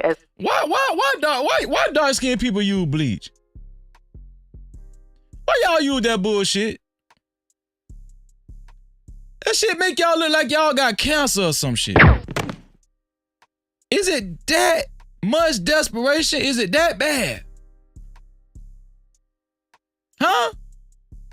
Is it really that bad? Well, you gotta use bleaching cream. I remember when I was younger, some of my friends used to put a cap full of bleach in their damn bath water. Anybody ever heard of that?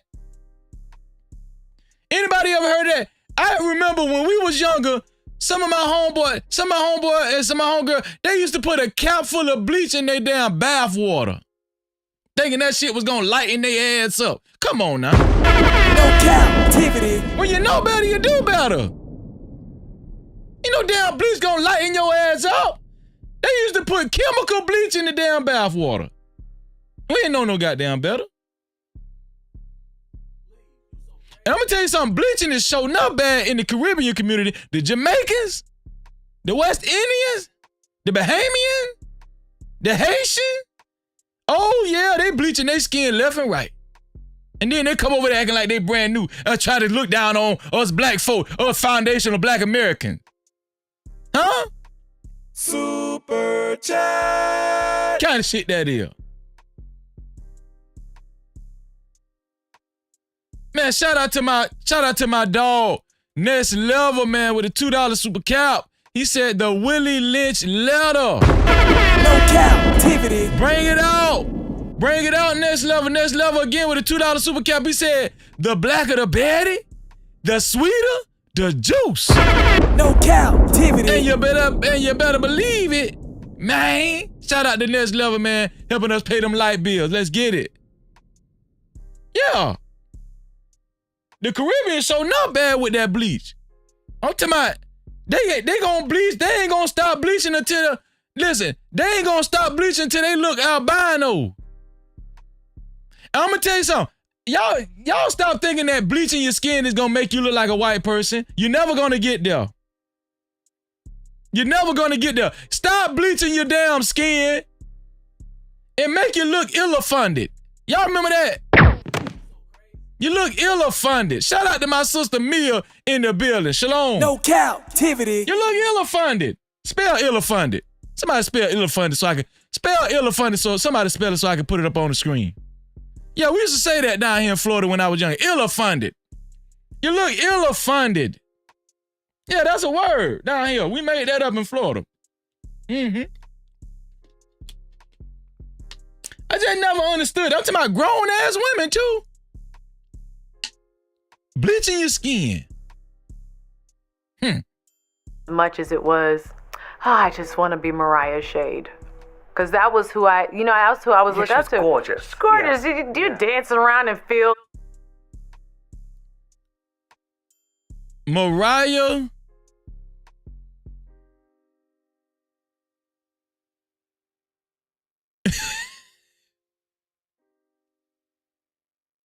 Look at my dog. My dog said, illa-funded. No Cap-tivity.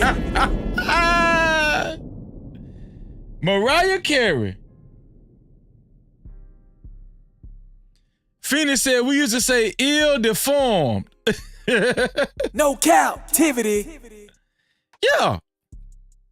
So when you look at Mariah Carey and then you look at Kelly Rowland, do you see, is there like a big difference in looks? Like, does Mariah Carey, okay, Kelly Rowland said, oh, when you think of Mariah Carey, when you look at Mariah Carey, she just brightens up the room. Why does she feel like that? Why does Mariah Carey brighten up the room? Is it because she have all that cocaine on the table? I was like, life looks beautiful. We've all seen what's happened over the last couple of years with the Black Lives Matter movement. However, we don't really see much about colorism, but it's a massive problem within our communities. It's been the said unsaid. I think that it makes a lot of people uncomfortable. And I think that if we make ourselves aware of it, then we can actually move on. Can we really move on from colorism? Is it possible? I got some questions. I wanted to look deeper into colorism the issue tonight, right? Because we've had several. I know you guys have witnessed several discussions on colorism, but listen, I got some questions. Maybe my questions are a little different. I don't know. I got questions, right? Do light-skinned people think they are better than dark-skinned people? Or are dark-skinned people just jealous of light-skinned? Are dark-skinned people as a whole jealous of light-skinned people? Or is this all just social conditioning done to us all? What's the real issue? Do black women like white men because they think they'll treat them better? Do you think white men will treat you better because they're white men?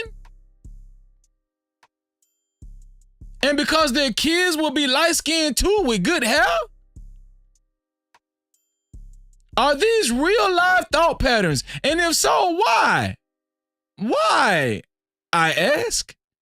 Do white people treat light-skinned people better? Do you think white people, when they see white people, when the white people see light-skinned people versus dark-skinned people, do you think white people treat light-skinned black people better than dark-skinned black people? And if they do, why? Well, we ain't got to ask that. We know why. That's obvious.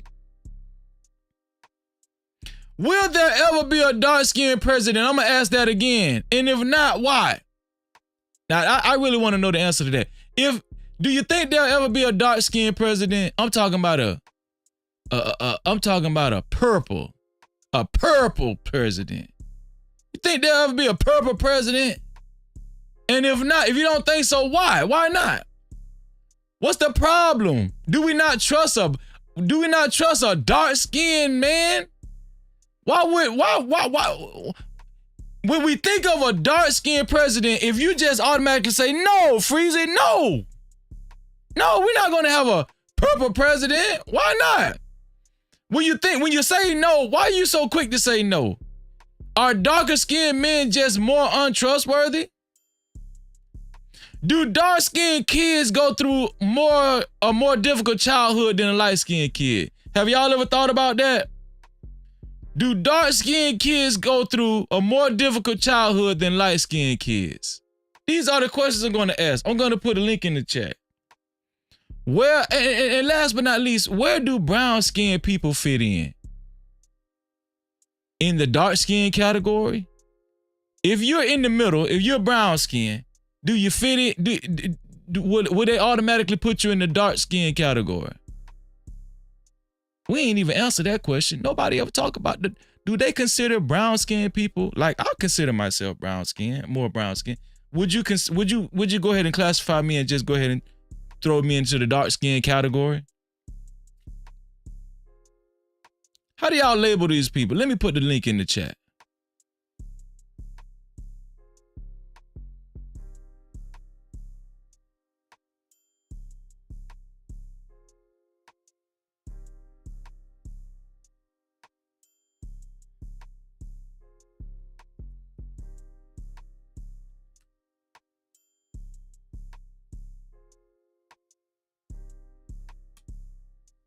There we go. And the link is pinned to the top too. Dang, Kelly Rowland, she winning the poll. The link is pinned to the top of the chat. And thank you to Next Level. Next Level has he's covered all of the super caps. Next Level is the only one that's been sending super caps, and I appreciate you, Next Level. Thank you, man. No Cap-tivity. I appreciate that, Next Level. Shout out to Next Level, man.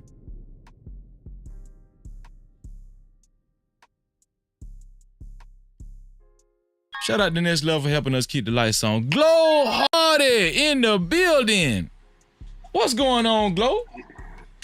Man, what's up, man? You know what I'm saying? Just getting to it tight, you know what I'm saying? Working out all that tight. You know that what's up. Man, you motivate me, man. Super chat. Shout out to McColl's Wellness in Motion for her $10 super cap. Shout out to McColl's Wellness in Motion with her cute little emoji, and my software describes her emoji as a pair character bowing down, saying, "Thank you." Yeah. No Cap-tivity. Shout out to McCall's Wellness and Motion for a $10 super cap. I appreciate that, sis, for helping us pay the light bill. And I think we do have a sponsor of today's show. Super chat. No Cap-tivity. And the sponsor goes by the name of Joseph A. Gomez. No Cap-tivity. For his $50 super cap. Thank you, man. Coming through in a big way. Appreciate that. And shout out to Go Harder, man, for capping it up as well, man. Let me go ahead and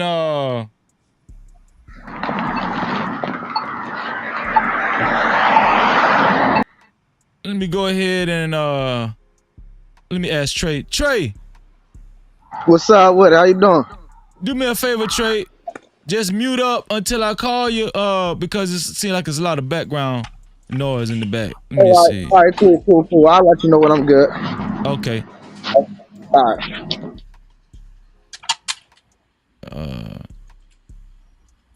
Joseph A. Gomez.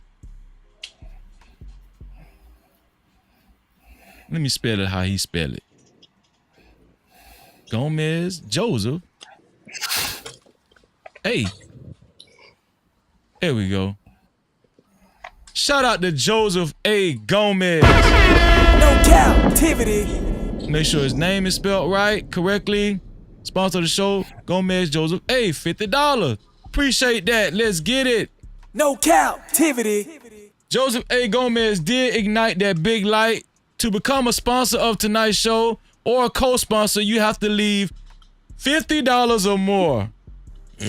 Compliments of Joseph A. Gomez. No Cap-tivity. I appreciate that, Joseph. Thank you. I really do. And God bless. Shout out to Joseph for helping us keep them lights on in a big way. Shout out to Smitty. I see you, bro. No Cap-tivity. So, the blade will never die. What's going on with you, bro? Salute Freezy, shout out to you, shout out to the panel. Rest in power to Dr. Francis Cresswellstein, and shout out to Claude Anderson, because they did a lot of work on this. So this is a sensitive topic, but those guys did a lot of work on it. And all the women on the blade tonight, have a good day at work. Shout out to B Love, already coming in hot. Shout out to B Love. How you feeling, sis? Shout out to you. No Cap-tivity. So, do you guys think that colorism is at the detriment of black people in general? What do y'all think? Let me start with Glow, since she was the first one to come up. Glow, do you think colorism is at the detriment of black people, or it don't really affect us? I think it's not supposed to affect us, but it does, and it is to the detriment. Because me personally, somebody like me, I don't be sitting up there tripping over no type colors. I don't know. People be saying I'm light skinned or brown or whatever. I don't know what they think I am, but I'm not affected by that. You know what I'm saying? I do think that colorism does have roots in slavery, and I do think that it does have resounding effects due to the slavery, like it has effects outside of the time period of slavery to this, like in the modern times. I think that I do agree with a lot of, not agree, but I do think that a lot of the stereotypes of dark skin, light skin, and brown skin are perpetuated. I do believe that. I don't think it's right, but I do believe it is a real thing. You do believe it's a real thing? Yes. Let me see. Let me go back. So, hey, man, I am not going to give my opinion just yet. Let me ask. The blade will never die. What's going on? The blade will never die. No Cap-tivity. Blade will never die. Do you think that colorism is at the detriment of black people? Do you think it's really not a big deal? It's not. It doesn't really affect us from us actually elevating as a collective.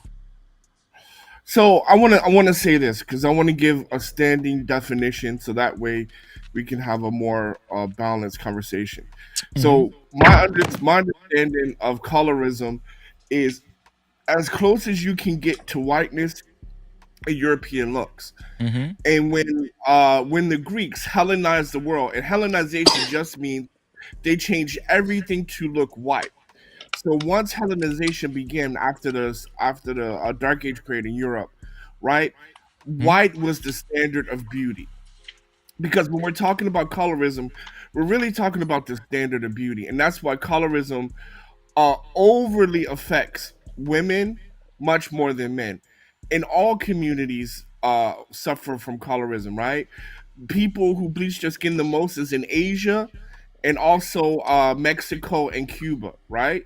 You think they bleach their skin more than the Caribbeans? The Caribbean people? China by far. China Okay. by far. China, Korea, Why Japan, would they and bleach India. their skin when they? I was just about to say India. Why would a Chinese person bleach their skin when they're already Well, fairly because, lighter they're skin? all about this because that this is actually what my work is, and my work is in cosmetics, right? Okay. So they're all about. So Korea is the worst, but Korea, Japan, China, and India is all about having glassy white skin, right? Because white is considered to be a part of the upper class, and dark skin is considered to be of the lower class. So the darker you are, the closer you are to poverty, and the Wow. lighter you are, the closer you are to wealth. Where is that right? considered at? Is that considered in China or Asia? In Asia, yeah, China, all of Asia, all of Asia. Yes. Wow, I don't think we knew that, man. Thank you for that information. We needed that, man. Yeah. So when we talk about colorism and things like that, Asians and the Latin community, because we do a lot of work in Latin community with cosmetics as well. Those two places bleach their skin the most and have and their colorism is deep also. So we're not the only people that are affected by that.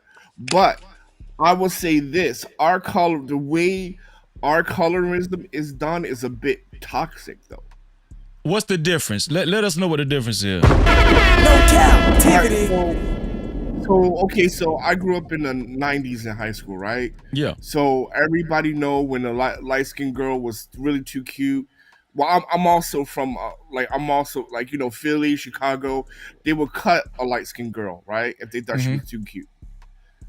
You won't find that in Asia. Like, they won't get violent over that shit. Okay.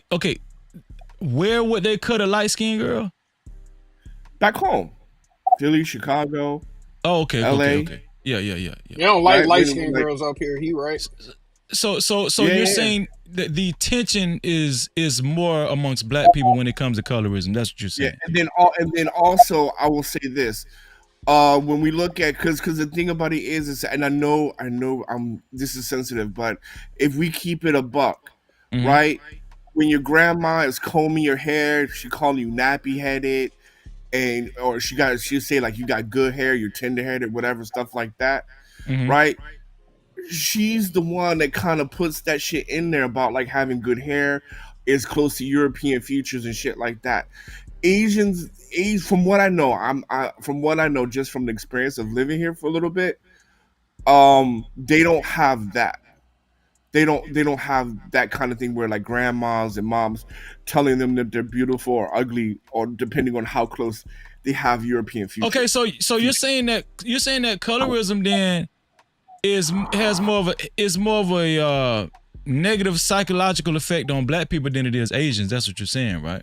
Yes. And you're also saying that when it comes to Asians, they bleach their skin more because of I guess class reasons. More of a status. It's more for status than beauty. Whereas we focus on beauty. They focus more on beauty. Okay, gotcha. So it is more detrimental. So you're saying it is more detrimental pertaining to the black black race than it is Asians, right? Yes, yeah. Okay. I would say us and the Latinos, we take it a little bit more toxic, I would say. Let me ask Trey. Trey, do you think it's Do you think colorism is very detrimental to black people, to the black community, or do you think it doesn't really affect us? What do you think? My personal opinion, Yeah. it's very detrimental because the fact that we're having this conversation in the first place is detrimental. Like, I mean, like, period. I mean, like, you gotta think about it. Like, as people, we supposed to just be people, right? At the end of the day, right? And as the black community, we definitely supposed to stick with each other.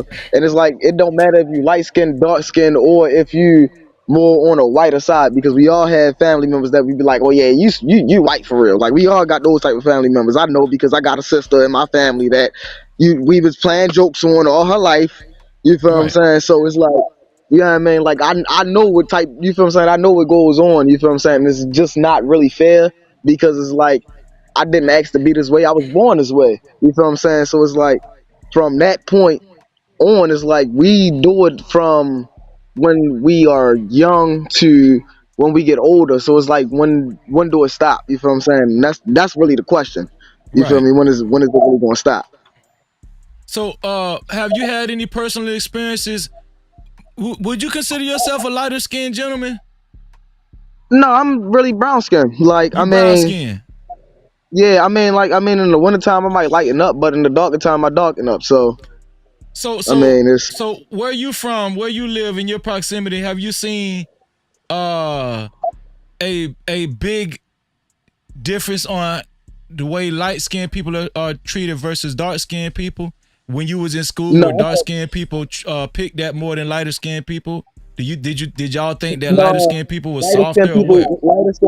Lighter skinned people was definitely more picked on than dark skinned people, and really, it wasn't just light skinned. It wasn't just more light skinned people. It was like more short. It was more so like shorter light skinned people. You feel what I'm saying? Like, if you was short and light, then niggas wanted to mess with you. But if you was like long and like, people don't. I mean, I don't know. Like I said, I don't know. I feel like it really go based off of height up here. Like, I mean, if you ask me, because I mean, short people just be, you know, we chihuahuas up this motherfucker. That's what I like to call us. We a bunch of 5'7", 5'8" motherfuckers. You feel what I'm saying? Like, if you ever come to Baltimore, we a bunch of short motherfuckers. So if you girls looking for tall motherfuckers, do not come to Baltimore, because they ain't. You feel what I'm saying? But if you looking for a real nigga, come to Baltimore, baby. You feel what I'm saying? That's all I'm gonna tell you. That boy's so damn stupid, man. And shout out to Drip in the building.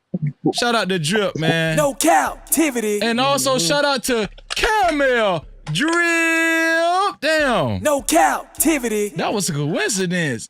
I like how that just worked out. Okay, so let me ask y'all something. Let me see. I have some questions. Are dark skinned people? Okay. Do light skinned black people think they are better than dark skinned black people? Do y'all think that? Just your personal thoughts. Let me ask the Blade Will Never Die. Do you think light skinned black people think they're better than dark skinned black people? Man, that's a talk. I don't know, man, because I haven't been around niggas for like 20 just from years, your personal account. I'm going to say this. I think not better. I would say prettier than, more attractive than. I would say that. Mm-hmm. So that would equate to better, right? In a way. I guess. I don't know, like, because I would say this. I would definitely say light skinned girls back in the day definitely thought they were prettier than dark skinned girls, for sure. You're not lying. You're not lying. Light skinned niggas. I don't know. I would say this: light skinned girls thought they were better than dark skinned girls because they thought they were prettier. Dark skinned dudes thought they were better than light skinned dudes because light skinned dudes were thought to be punks, right? So dark skinned dudes thought they were better than they weren't no punks. So that's how I put it. What about you? What about you, Glow? Do you think that light skinned people think they're better than dark skinned people? I saw said it right on the head. I agree with everything that he said. You agree with him?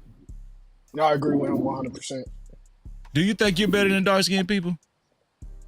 No, you know, I don't think I'm better, but you know what I'm saying? Them dark skinned niggas real aggressive, you know what I'm saying? So, Nigga might have to put them hands on the nigga because they think a nigga can't scrap type shit. That's how them dark skinned niggas be. We gonna You keep looking it like stacked. you over there looking like Terrence Howard's son. You know what I'm saying? Trey White. Dog. Yeah, I'm here. From your do you just from your personal account, do you think that light skinned people think they're better than dark skinned black people? Hell no. I was about to say I ain't even gonna lie to you. I was about to say down there, my whole circle light skin. We go hard. You feel what I'm saying? Like I got a couple dark skins in there. You feel me? I'm like the only 2 shade motherfucker, but you know, that's what it be. You feel what I'm saying? Okay, so from y'all answers, do you guys think that plays a big part on why black people can't work together? Do you think that's do you think that's a big reason of what's holding us back on why No. it's hard for us to support each other? It's not a big reason. Niggas just don't like each other. No. Point blank. Has Period. nothing to do with colorism. Especially not from what I experienced today. I ain't even gonna lie to you. You feel me? I said hell no, especially not from what I experienced today. You feel what I'm saying? Because before you go, Blade, what did you experience today, Trey? Let us know. Let me put it like this, right? So if you go to a supermarket, right, the biggest discount you gonna get is putting in your number, right? Mm-hmm. And if you call a service, a black service at that, and people look like you, they gonna tell you that your price too high. That's a fact, though. They gonna tell you that. Say that one more time. If you're say dark that one more time, skinned, Trey. No, I said. So if you go to a supermarket, yeah, right, and like just black people, period. You feel me? People, period. Black people in general. You go to a supermarket, right? This is the majority, not the minority. This is the majority. You go to a supermarket. The biggest discount you're gonna get is putting in your phone number, right? So we all go to supermarkets where you put in your phone number, you might get a little discount, It's a supermarket. We all go there, we all eat. You feel what I'm saying? Don't act like y'all don't do it, because we all do it. You feel what I'm saying? So, you feel what I'm saying? That's the biggest discount you're going to get at the supermarket, right? But if you go to a black-owned business, you feel what I'm saying, as far as a tow truck, you feel what I'm saying, right? And if people know, you feel what I'm saying, just to get hooked up, it costs damn near $100. You feel what I'm saying? Any state that you go to. You feel what I'm saying? Like, if you want to tow, you feel me, it's going to cost $100, right? And then, you feel what I'm saying, the company get to charge how much they want per mile. You feel what I'm saying? It's based on the company. You feel what I'm saying? Like, they got employees to pay. You feel what I'm saying? If you show up and you're black, right, they going to tell you that your price is too high. If you show up and you're with a white man, they going to pay that price. It's crazy, right? Because a lot of people might say I'm lying, right? But I done dealt with this. No, you right. I believe I done that. dealt with this. Time out. When I was working at a roll-off company, I was working for a white man, right? And this is dumpsters. I'm picking up and dropping off dumpsters, right? I'm literally picking up the dumpsters on the back of the truck with the hook. You feel me? Putting on the back of the truck. I'm driving it, right? Black people and white people would pay the price, no question, right? So today, I'm working with the tow. I'm working with the tow company and shit. You feel what I'm saying? And we go to the people's house. They like not just one, not just two. You feel what I'm saying? We told like 8 cars today. You feel what I'm saying? About 4 or 5 motherfuckers was telling us that our price was too high. That shit is crazy. All of them was black. Wow. So you think does that have anything to do with colorism, or just that they black? That's it. Oh, black people just fucked up.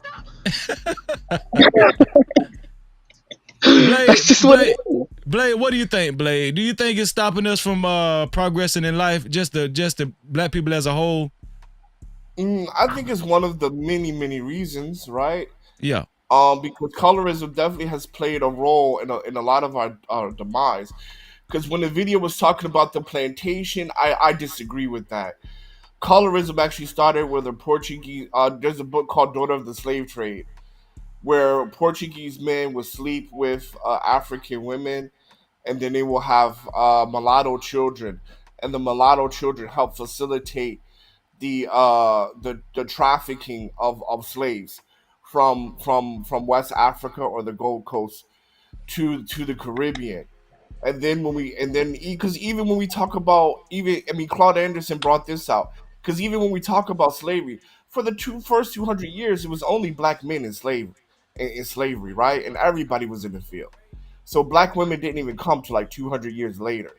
So I think it's one of multiple reasons why black people can't work together. But at the end of the day, man, I truly believe that black people just don't like each other, and when it comes to colorism, that's one of the reasons why black women prefer white men, because at the end of the day, if a black woman doesn't like her hair, how can she love a black man? Well, that brings me to my next question. I'm glad you just did that because you helped me segue. Very smooth too, man. Shout out to Blade Will Never Die. No captivity. Do black women like white men because they think they'll treat them better because they're white? They're just, because they're white men. Oh, is that question to me? Hell no. Hell no. Yes. Hell yeah.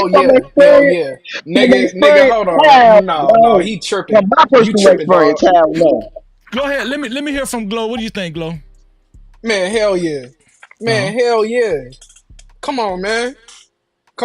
Like, bro, I don't know if y'all seen this video, but I remember it was this black chick. No, I'll get to that later.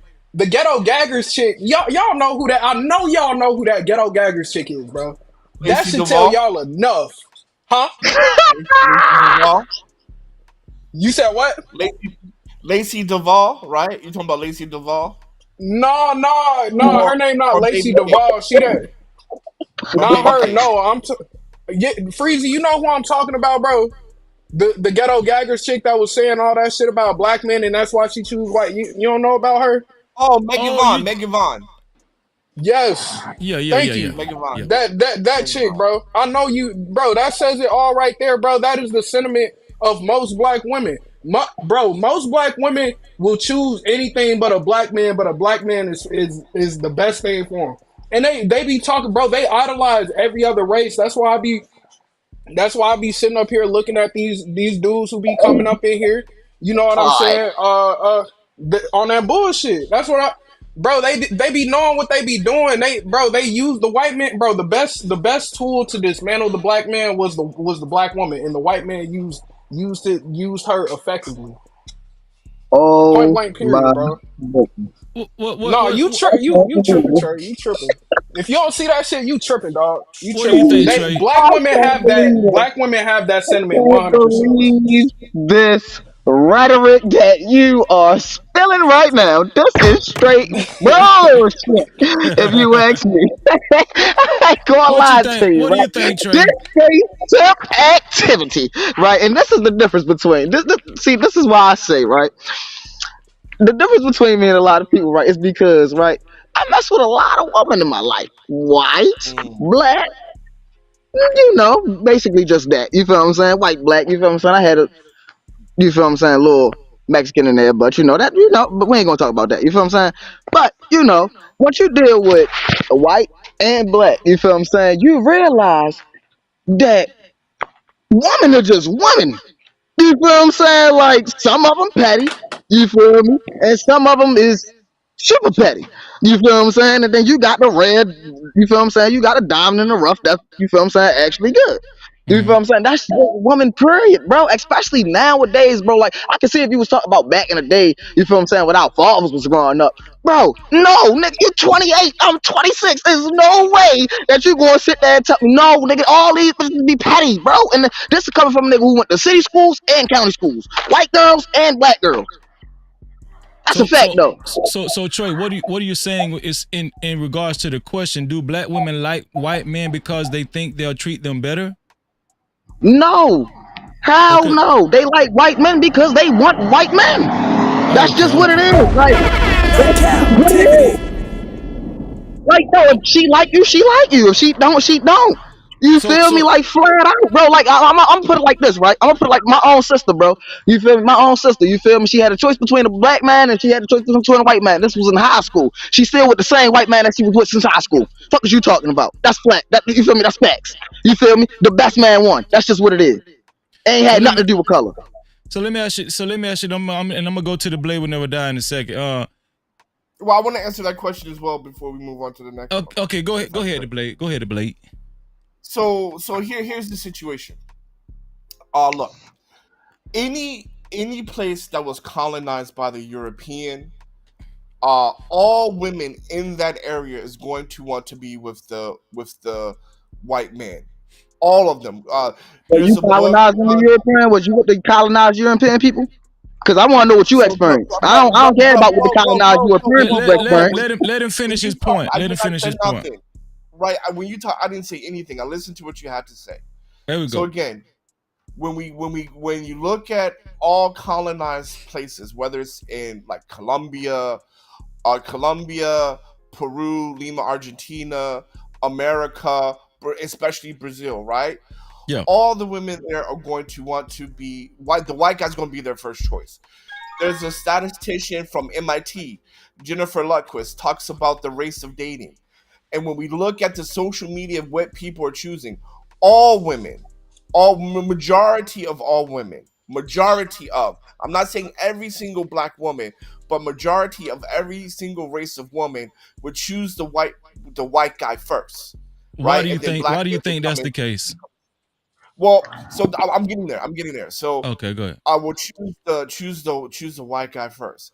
And now when we look at us, right, between colorism and because we don't value the way we look, especially when mom and grandma are brushing our hair or doing our sister's hair, calling us nappy headed, saying that we got BDBs in the back of our kitchen and stuff like that, right? That psychologically says that we're not good enough. That's why weaves are $1 billion business. So why would a woman procreate with a man that's going to give her the features that she doesn't value? They want their kids to have better hair, right? They think their kids are going to have better hair and shit. That is the Mexican, that is the Asian, and most importantly, that's the white guy that everyone chooses, right? Because you got hypergamy in there, and then on top of that, you got, well, I don't value my own features. Just like when we had that conversation before, if we asked in the chat, if your husband, black husband, ask you to wear your natural hair, most of them will say no. You met me with weave in the first place. But when we see white men with black women, a lot of those black women have their natural hair. What do you think about? What do y'all think? What do y'all think about Caramel Just comment? She said, "White men charge me 50% less for services, products, open the door, carry my bags, are polite, share their knowledge, etc. I choose black men, but y'all be tripping. LOL. What do y'all think about that right there?"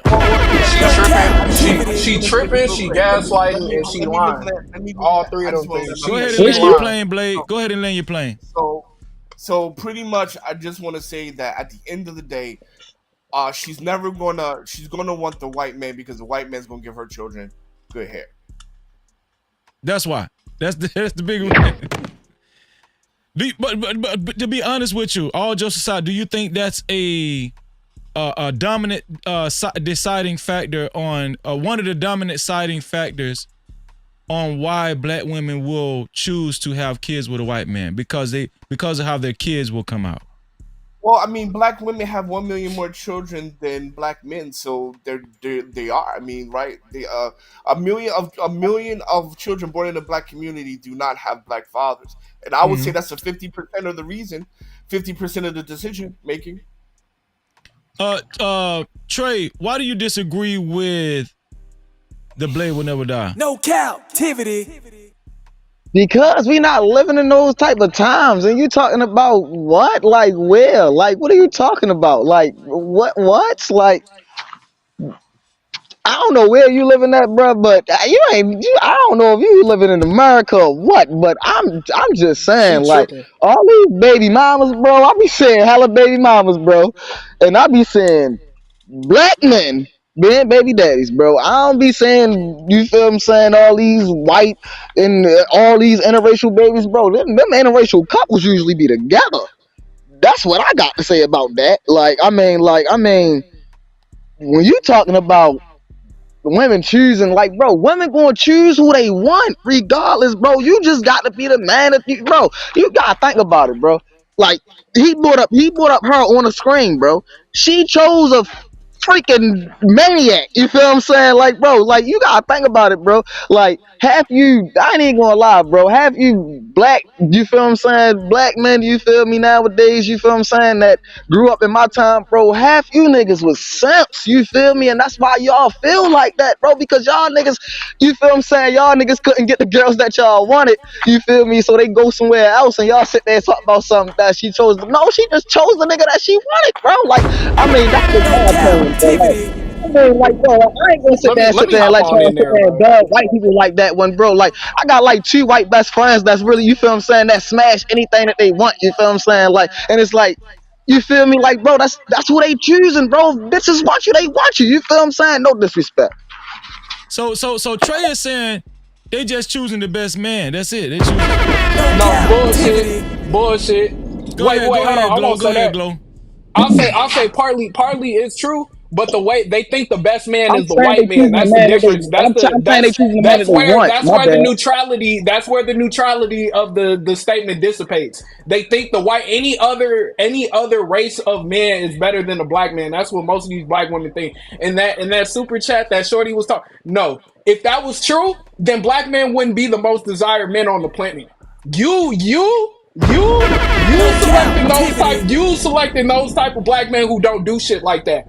You are in an environment where you can't find black men like me or any black men that really have any value, rapport, respect, courtesy. That you not in the right areas. Let's really talk about it. Let's Let's talk really about it. talk about Let's it. talk about it. I was about to say, so Yeah, let's talk about let it. me get the Blade will never die in this thing. What you got to say, Blade never die? You know what I mean? So the gloves got to come off a little bit because this is the last time this nigga called me a snap. Yeah, take them shits off, check man. check this out. Glow 100% made it right. Said it right? They believe that the best man is the white man. And at the end of the day, brother, right, it's called the book. Read the book and it'll tell you why. They explain why and what is happening in the dating world today. And the second thing is this, bro, it's a shame that you going to tell me that just because she's having a baby by this nigga makes it okay for her to date. Nah, we on a higher level than that. We're talking about being submissive and married to that black man and not having kids out of wedlock. We talking about functional black men over here, boy. We ain't talking about no, oh, I get bitches though, so I'm more alpha than you. Nah, we ain't talking that. Cause that's where the true simping comes from. We're talking about we want the black women that the white boys get because we are the black men that are better than the white boys. That's what we're talking about today. We're not talking about just fucking. Hosu Sepulveda says, I don't know about that. That sounds like inferior talk. Cap-tivity. Hey, fuck what dude talking about. Cause we really finna kill this shit Can I tonight. respond? Fuck what dude Can I talking about. respond? I'm on Can I that ass. respond? The Hold best on, way to no, Trey. respond. Let Can I me. No, respond? I got this shit. Hold on. Let me let Glow go and then you go, Trey. Go Let me ahead. get up in there. No, cause y'all Hold can on, see. what you Look, said, look. Glow? Hold on. No Diddy. No Diddy. No Diddy. You get up in there. Get up in there. Oh no, you hit me like that. Oh my god. Anyways, bro. Motherfucking look. This dude, see, they be look. I'm gonna kill this shit tonight, bro. Because black women be talking so badly about black men, and because black men really be fucking all the races of like we the most desired men on the planet. See, niggas like that, them Hispanic, they be taking shots like that. It's not even just the Hispanics. It be the Arabs. It be the Chinese. It be if it's a hate black man party, they be like, hey, sign me the fuck up. Ain't no inferiority complex, nigga. If you know what the history is, you know that these bitches be sitting up here choosing these niggas. They be choosing any other nigga besides the black man. Ain't no inferiority complex. If it was an inferiority complex, I wouldn't have stated that black men are the most desired in the world. And if you Google that shit, that's exactly what the fuck gonna come up. So it sounds like you got an inferiority complex. Let's get Trey in there. Yeah. Trey, what do you think, Trey? What do you think? Because Glow hit you with a haymaker just then. He ain't hit me with no haymaker because in his own words, he just basically said what the hell I just said, bro. If black men are No, the I most was talking to desirable in dude. the world, I was why the talking hell about. I can't was you get talking to the one? dude. No, he was I was talking. talking to the dude who made the comment with his lame ass. Yeah. Oh, I was about to say, I mean, if black men, you feel me? You said it yourself. If black men are the most desirable men in the world, why can't you get a black woman? Because you think that she thinks. You feel what I'm saying, bro? Like, we gotta stop with this bullshit now. Like, all right, No, you so now tripping. we gonna tell no, time out. So now we at the point to where is though now we gonna tell individuals, right, that have their own opinion, right? I'm talking about like let's really talk about it. Let's really get down deep into it, right? Let's really get down deep into it. You feel what I'm saying? We gonna talk about certain individuals because everybody got their own taste. You feel me? I got my own taste. Half you niggas said Kelly Rowland. Half you niggas is lying. First of all, time out. You talk about You tripping. we You ain't a gonna get into Bayhive that. You nigga. feel what I'm saying? We ain't gonna get into that. You feel what I'm saying? But you feel me? We got our own opinions on shit. You feel what I'm saying? Like, you feel me? My mother, you feel what I'm saying? Really light-skinned the motherfucker. You feel me? She like dark ass men. You feel me? Like I said, my sister, she light-skinned in the motherfucker. She like white men. You feel me? Like, it's about your preference, bro. It's not about what the fuck. You feel what I'm saying? It's not about what you feel what I'm saying? Like what you think it is. It's about their personal preference. Just because they don't like you, don't mean that they don't like yo. You feel what I'm saying? Flat out. You feel what I'm saying? Like, yo, y'all gotta stop with this rhetoric, man. I ain't gonna lie, bro. You either gonna make yourself desirable or you not. You feel what I'm saying? And you're not gonna make yourself desirable talking about some, oh yeah, they don't like me because they rather had a white man. Man, what the fuck type shit is this? So Trey is saying it's all boiled down to confidence. That's what Trey is saying. Trey said you niggas ain't got no confidence. What you got to say, Blade? So here's the situation. The only reason why people like them are saying that is because black women have a extremely hard time dating outside their race. They have extremely hard time. Talk about it. It's very easy for black men to date outside of their race. And despite how easy it is for us to date outside our race, we still prefer to date our women. That's why on YouTube, if you go to Pink Alley, you got loads and loads of women having conferences on how to behave to get a white man. There ain't no loads and loads of conferences on niggas how to behave to get a white woman because everybody knows the reputation of a black woman. So when this brother over here talking about she likes who he likes, all he's talking about is fucking because black men as a whole in America already said black women are not fit for marriage and black women are not fit to be mothers. How do we know that? Black men are not getting married anymore to women. Black men aren't having children with women anymore. Right? So, but we still fucking. We're still pumping and dumping. So everything. So everything. Can I say something real quick? He's just talking about having sex. But when we go deeper to is she fit for a mother? Is she fit to be a wife? Men answered that with their actions. We're not marrying them and we're not getting them pregnant. Now I'll pass the mic on that because it ain't no about we can't get. Let me ask one question. Shout out to Drip just hit the ground floor. Go ahead, go ahead, Trey. I was about to say, you can put this in the chat if you want. You feel what I'm saying? Ask black women who they lost their virginity to first, a white man or a black man. And listen, in this world of America that we live in, listen, niggas hitting everything, white and black. You feel what I'm saying? So if she want to get that up, she can get that up to a white man. You feel what I'm saying? Ask them who they lost their virginity to first. 9 times out of 10 is going to be low level it is, Lola. Because I just said they don't have a problem fucking. I talked about marriage and having children in the confines of and in a covenant of marriage. And this nigga went right back and say who they lost virginity to. That's low level, man. Come on, bro. Elevate. What you gotta say, Trey? Elevate. Man, yourself, listen, man. most girls don't even lose their virginity to niggas that they don't think that they want to get. My bad. Most girls don't lose their virginities to guys that they don't think that they gonna be with, bro. Most of the time that girls lose their virginity, bro, they be whipped in the head already. You feel what I'm saying? It just be fucked up niggas like me who fuck their head up in high school. My bad. I'm sorry. My bad, y'all. Let me see. Let me get Let me get my dog in here, man. Drill. No Cap-tivity. We gonna get to it. Let's get to it. Let's get to it. Drip, you're a light skinned guy, wouldn't you say? You pretty light skinned. Just a little bit. Let me see. Jay, so let me ask you something. Drip. Let me ask you something. Talk to me. All your life, has it been pretty easy for you to get women, more so than your darker counterparts? The only way my partner would win, if we was on some counting up the girls that we would holler, is because he probably like 6'5", 6'7", but Drip, bright skin, team, you know what I'm saying? Drizzy Drake, you know what I'm saying? Cap-tivity. Hold on, Freezer. Let me tell you how much of a light skinned person I am. Yeah, there we go. Now we talking, goddamn. Drill. Yo. Yeah, you know what the fuck going on, boy. Low.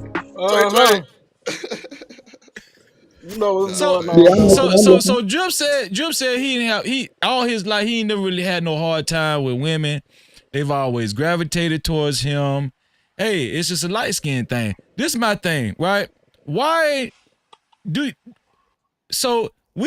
talked about women more than men when it comes to being affected when it comes to being affected when it comes to light skin versus dark skin. Why do you think it affects women? Why do you think women care about it more than men? Or do you guys think that women care about this issue more than men? Well, colorism is beauty, right? Colorism has more beauty, and when we're talking about colorism, we also talking about the white woman is the global standard of beauty, right? So regardless of what race you are, all women around the world, including Asian women, African, Latino women, everybody is trying to get as close to the white woman as they can, because she is the standard of beauty, because her man has conquered the world, right? So that's why it's always going to be more effective to women than men, because beauty is a woman's currency, right?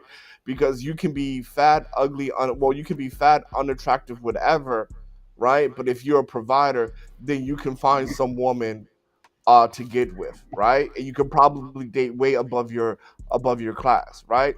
But if you're a woman and you're deemed by society as unattractive, you're going to have a rough time, right? Because we see that prettier women get paid more than unattractive women, right?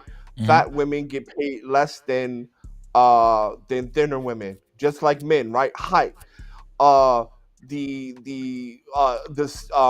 If you're 6 feet and above, you're more likely to make six figures. If you're 6 feet and above, you're more likely to get a management role, regardless of your fat, regardless of how attractive or unattractive you are, right? Right. But we're looking at masculine and feminine qualities. So feminine beauty is a feminine quality. So it's going to affect women much, much more, right? Hey, I think that's all false, house sauce. You got to step, bro. You got to be a stepper, bro. You got to be a stepper. You got to be stepping and confident. So go ahead and land. Jump out there, motherfucker. So when we look at Alice Walker, right, and I didn't appreciate they bringing up Alice Walker, because Alice Walker hated black men. She's a staunch feminist, and this bitch made the movie Color Purple that totally shitted on black men. Came up with the term colorism, because black men, the reason why black women say black men ain't shit is because black men can't give them babies with good hair. And I'll pass the mic on that. So before you pass the mic, let me ask you this. Being that everybody pretty much made this statement except for Trey White. Trey, I think he disagrees with a lot of points that you guys said. But being that most of you guys made the statement that a lot of black women tend to date lighter skin, they tend to want to date lighter skinned men, or even to go as far as white men, because how their kids might turn out. They might have better hair, what they deem as better skin complexion. Do you think when black women have kids, whether they have a dark skinned child or a light skinned child or both, do you think lighter skinned kids get treated better by black women than darker skinned kids? I'm gonna ask Drip first, and then I'll ask the rest of the guys. What do you think? What do you talk think, about Trey? it, bro. Let's talk about it, bro. Let's talk about it. Is that real love, then? Like, let's talk about it. Like, if you trying to get her, you know what I'm saying, to do what you needed to do, then, you know, I don't think that's real love. You feel me? Like, I think you trying to just kind of build a baby. You feel me? No That's what you trying to do. Cap-tivity. You trying to build a baby with Drip, and you know, Drip might shoot some Chinese eyes. I might shoot some goddamn Indian eyebrows, some all kind of wild shit. You know what I'm saying? Red baby. You know, all kind of type shit. But like, if you trying to get her and my complexion, then it ain't really love, bro. Like, you just trying to build a baby for the people. What do you think? What do you think, Glow? Do you think being that more so black women would choose to have sex with a white man or marry a white man, because a lot of you guys saying is because a big reason is because of kids. We know Trey White disagrees with you guys fervently, right? But if that is the case, do you think there's a difference between how dark-skinned kids get treated versus light-skinned kids get treated when it comes to black women? Do you think it's a difference? Damn, bro. That's a. Don't hesitate because you're light skinned. No Cap-tivity. Did you get treated good, Glow? Oh no! I grew up Man, fighting this this nigga shit. Glow I ain't got on gonna a lie to white you. beater. What do you got going on, Freezer? What the hell, Glow? But give me your honest answer. Do you think black women treat light-skinned kids better than dark-skinned kids? Not all black women, but as a whole, in general. I do.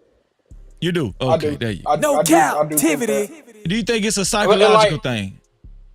Yeah, for sure. I mean, like, bro, like, if we really gonna sit up here and talk about black women, bro, like, and I don't mean negative light, and how they view like their own skin color, like, we could talk about the fact that this is why they be wearing hair hats and shit like that. So, like, if they don't even like their own hair, you finna summon some black women up here. I feel some black women about to come up here.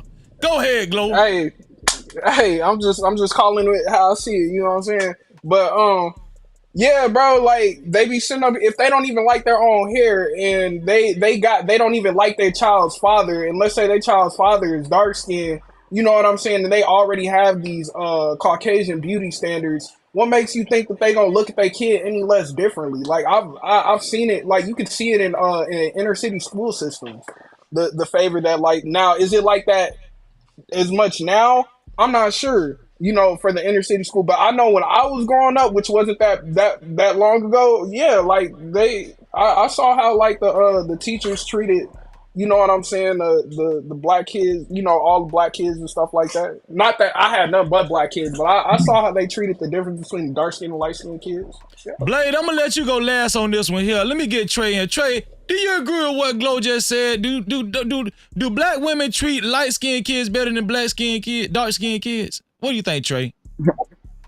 Not at all. Not at all. No Cap-tivity. Like, what? Like, are we serious here? We really talking about kids, bro. We talking about kids, bro. And you talking to a person who went to county high schools, bro. You talking about kids. If anything, the white woman was, you feel what I'm saying, loving on the black kids more than they were their own white kids. You feel what I'm saying? Just because they knew. You feel what I'm saying? My bad, hold on, some motorcycle. They ain't got no switches on the back door. You made me scared just then. God damn. Jeez. Okay, he coming back. Here we go. Man, we cooking, Freezer. We cooking. You know what? While he waiting on the motorcycles to pass, I'm gonna get Blade in there. Blade, what do you think? Do you think black women? Okay, I think they passed. Hold on. Go ahead, Trey. Finish your thought. We back. Go ahead, Trey. Oh yeah. But yeah, I was about to say, like, we talking about kids here. Like let's get real. You feel what I'm saying? Like, if anything, hold on, wait. Matter of fact, since we on the subject of kids, let's be completely honest. Since we talking about kids, right? Yeah. Because I can go into the county. You feel what I'm saying? Right now, I can go to the county. I can see, you feel what I'm saying, little boys and girls clubs. You feel what I'm saying? I can see little YMCAs. You feel what I'm saying? I can see little get together for the kids. I still see Rex and all that. You feel what I'm saying? Let's go to the city. You feel what I'm saying? Let's go to where the majority of the black people live. Since we talking about kids and how white people don't care about kids, and in the county, more black kids get more privilege than the white kids because the white kids, they know that the white kids' parents got money, so it usually be the white kids' parents that be funding these situations. I You feel what I'm think saying? you're answering the wrong question. I was asking, do you think black women treat their light skinned child better than their dark skinned child? That's what I was saying. Black women. No, not at all. You gotta think about it. Like, you talking about children here. I ain't never seen, I ain't even gonna sit there and lie to you. I ain't never seen my mother, nor my father, nor anybody, you feel what I'm saying, outside of the realm of my family, you feel what I'm saying, as far as them being black, treat kids different just because of their color. No, this is how they treat kids different. You my favorite, you feel what I'm saying, and you not. You feel what I'm saying? And if your family wasn't that real to be with you, then that's your fault. You feel what I'm saying? Not mine. You feel what I'm saying? Like, just because they ain't like your ass don't mean that they didn't like you just because you was light skinned or dark skinned. No, they just ain't like you. He might make better. The Blade would never die. What do you think Blade would never die? Do you think black women treat their light skinned kids better than they treat their dark skinned kids? What do you think Blade would never die? Man, Freezy, to be honest, man, I really don't know, man. Me and my brother, we were fortunate enough to have the same father, so we're the same complexion. Everybody in my family's light skinned. So man, I honestly don't know. But if I'm looking at like movies like Tyler Perry, The Family Reunion, where the woman treated the light skinned girl better than her other, because she had two different children by two different men. If I'm looking at that, I would say, yeah, I don't know, man. I don't know. To be honest, I don't know. You don't know, cause you light skinned. That's why, nigga. Cap-tivity. Did Glow that's answer? crazy. Hot sauce light skin is crazy.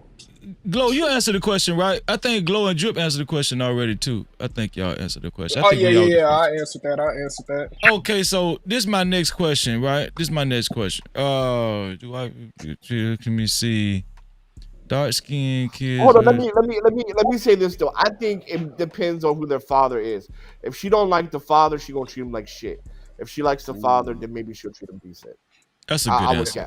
That's a good answer. That's a good answer. Yeah, I want to change my answer. I want to agree with hot sauce and ditch my answer. Yeah. That was a good answer. Change my answer. I want to disagree. I want to disagree. Why you want to disagree with that, Trey? Go ahead, Trey.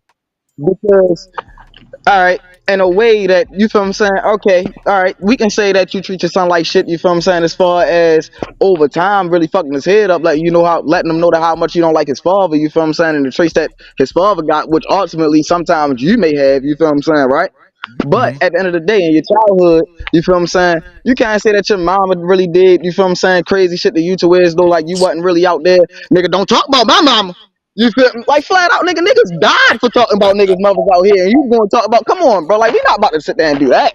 You feel me? Like we not about to sit there and do that. Like, you feel what I'm saying? Now I ain't gonna sit there and lie. Like, just like white people, some mothers is fucked up. Just like black people, some mothers is fucked up. Like it's just, you feel me? It's just life, period. You feel what I'm saying? So you can't just put it on. I'm just saying this just don't make no sense. You feel me? Like that's all I'm saying. Shout out to Trey. Make sure y'all listen. If you haven't hit the like button yet, make sure y'all hit the like button, man. We cooking this evening. Make sure y'all hit that like button. So let me see where I had a couple more questions. Let me see. Okay, this is a fairly easy question. We're coming to the 2024 presidency. Oh shit. And we've had a quote unquote black man as president before in Barack Obama. We've had a black first lady. And right now they're serving two black first ladies. What was the first black lady? Michelle Obama. The second one is Camel Toe Harris. No, Kamala Harris is a vice president. She's not a first lady. She's vice president. She's bro. not. That's not first Oh, my bad. That was my bad. My apologies. Yeah, and I was gonna say we have a vice president in a black woman as Kamala Harris. Let me ask you guys something. Do you guys, in your humble opinion, do you guys think we will ever have a dark-skinned black president? What do you guys think? No Cap-tivity. Let me get you in there, Glow. Go ahead, Glow. No diddy. This one here for the thug. Yeah, man, yeah, I think so. It's gonna be a long ass time. It's not. I don't know. Shit. Probably in this generation, it'll be long in this generation. I think so. If not, it's gonna happen. And the reason I say that is that if you look at like the military, if you look at the cabinet of the military and like the highest leaders and like our general is a dark skinned dude. So if you really think about it, the president does tell, you know what I'm saying? The general and the president do delegate between each other. But like, I mean, when you think about the fact that there's a dark skinned, general, and like that dude pretty much decides the fate of the country, whether we're going to war or not, like that, aside from the president, it kind of does put things in perspective. So yeah, I think we're going to have a dark skinned president one day. You think we're going to have a dark-skinned president? The blade will never die one day? A dark-skinned black president? I'm talking about purple president. No Cap-tivity. Think we're going to have a purple president? I'm still waiting for a black president, man. We still haven't had one yet. So, that nigga said Obama didn't exist. No. Because the thing about it is this, man. A true first black president needs to be a president that was a descendant of slaves. Right, Obama is Kenyan and white. That is not our culture. That is not our heritage. So you're saying we haven't had a black president truly yet? That's what you're saying. Not a black American one. That's some real shit. From our heritage, not from our heritage. So I mean, like skin color, dark president. I mean, it's possible, man. I mean, Obama already set the president, but whether dark skin or not, I would love to see a president from our heritage, regardless of skin color.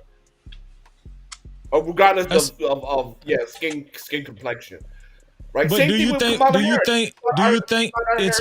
Either. Do you think it's possible that America will vote for and embrace a dark-skinned president? I guess so. I mean, for white people, niggas are niggas, so I guess. No Cap-tivity. God damn.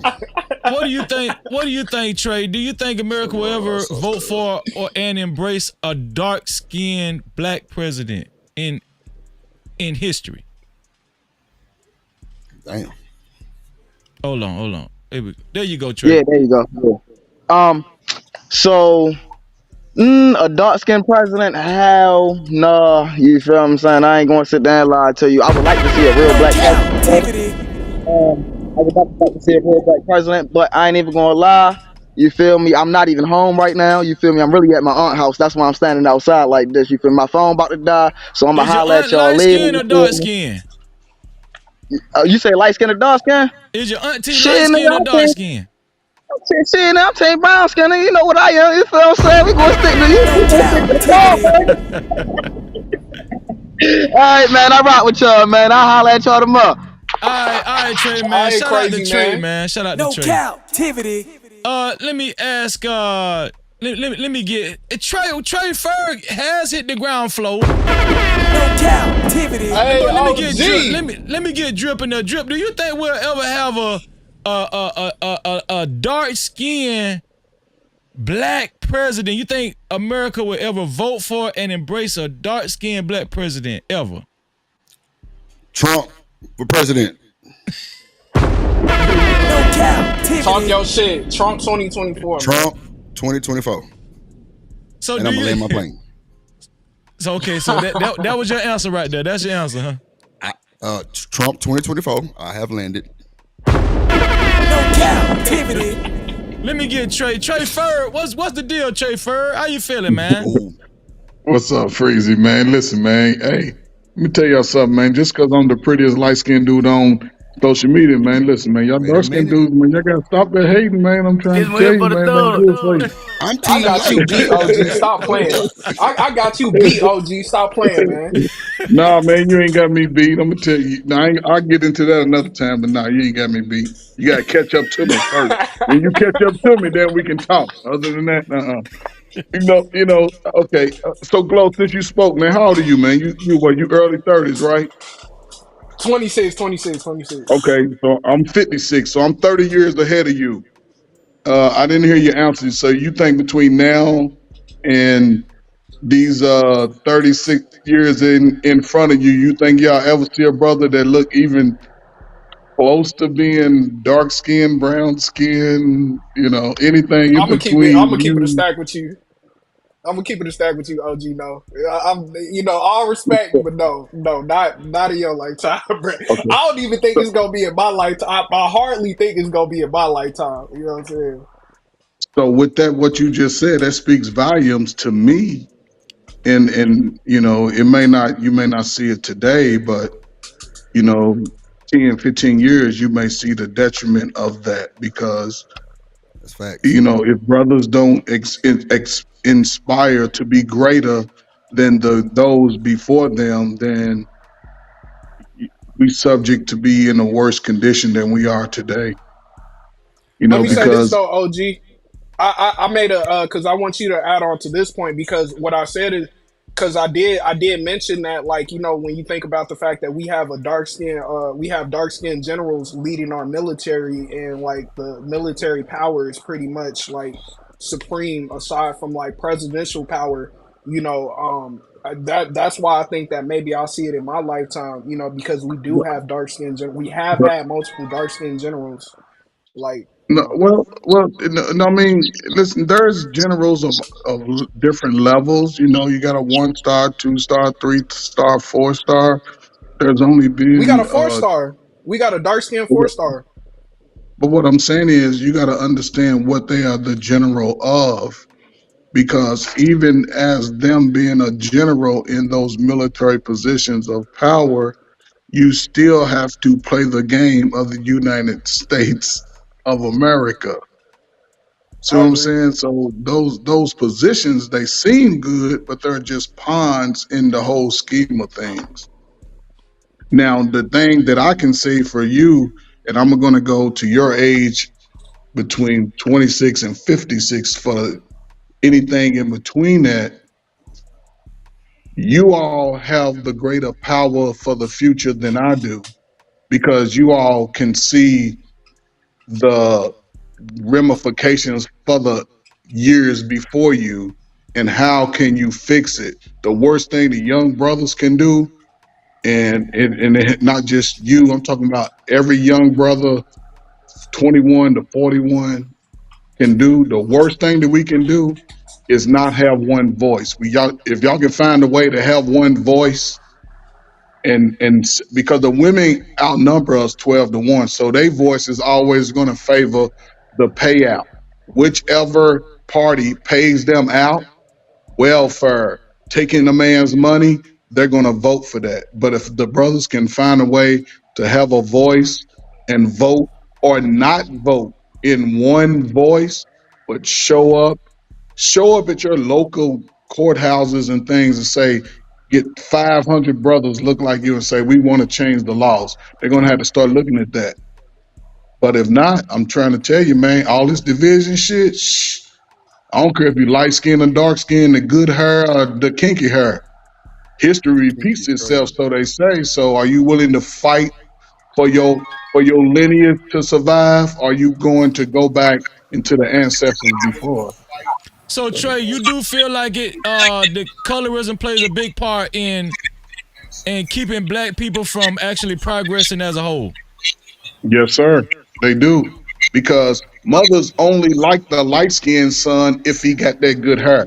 If he ain't got that good hair and he got the hair that look like hers, she probably be like, oh shit, okay, treat him just like them brown skinned kids that she don't like. So a mother's No very tricky. captivity. So y'all think y'all go for these light skinned girls, but hell, they looking for the good hair. And if you ain't got that shit, hey man, it can be rough for your kids.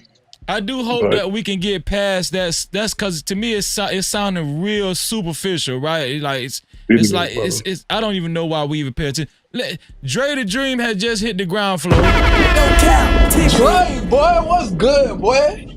Dre the Dream in the building. Dre the Dream, man. How do you feel about this subject, man? Do you think that colorism, light skin versus dark skin, it hurts black people as a whole? What do you think, bro? Personally, I think that it is because it keeps us. It's very much divisive. More so in the sense of the fact that because that's where our inherent, I guess, focus is on versus I guess it's the low hanging fruit in my opinion. It's something that one we can actually both all agree on, but the thing is that it's taking so much of our focus. We haven't even thought about any of the things that we can do to progress forward. Even if you think about the thing of, let's say, the light skin versus the dark skin. I mean, but what should it matter in the sense of being outside of the person's content and character? I No think that captivity. is more important than the actual skin tone of the person. And the fact that we have this knowledge these days, why should it be still at the pivotal point as far as our main staple for our focus and stuff? To me, it just makes no sense. Why do you think that colorism concept actually affects us more than probably any other race in the world? Why do you think we put so much emphasis on light-skinned black people, dark-skinned black people? Who do we think looks better? Who got the best hair? Why do you think that affects us the most, Dre? I think because of the fact that as humans, we're still inherent to our, I guess, to some semblance of, I don't know, how the heck would you put it? We're still superficial people in a sense. And I think that is very detrimental to us. And continuing to focus on that and thinking of something. I mean, think about it as, a person that covets the beauty of a Bentley versus a Toyota Corolla. It's very much different. That we reverberate and that resonates to us as a people, and it's been going on for a long time. What would you consider yourself, Dre? Dark skin, light skin, or in the middle? I don't know. I think I'm just black. No cap. Good answer, Dre. So, good goddamn answer. Next level, motherfucker, Jay hit the ground floor. No captivity. Next level, man. Do you think colorism is stupid? I think colorism is a type of ideology that was instilled on us as black people, but it took the world by storm. But it started with like what Dre the Dream was just talking about, and that is the Willie Lynch letters. Put the brown against the dark skin, the young against the old, the pretty against the ugly. I mean, that's how it is. And it embraced our culture so bad to the point to where like everyone see like black or dark as bad. Everyone. And to piggyback off of what Hot Sauce was saying, I had worked with a guy from Asia, and I do construction, so you do a lot of work outside. So this guy, he would be covered up head to toe. Only thing showing is his eyes.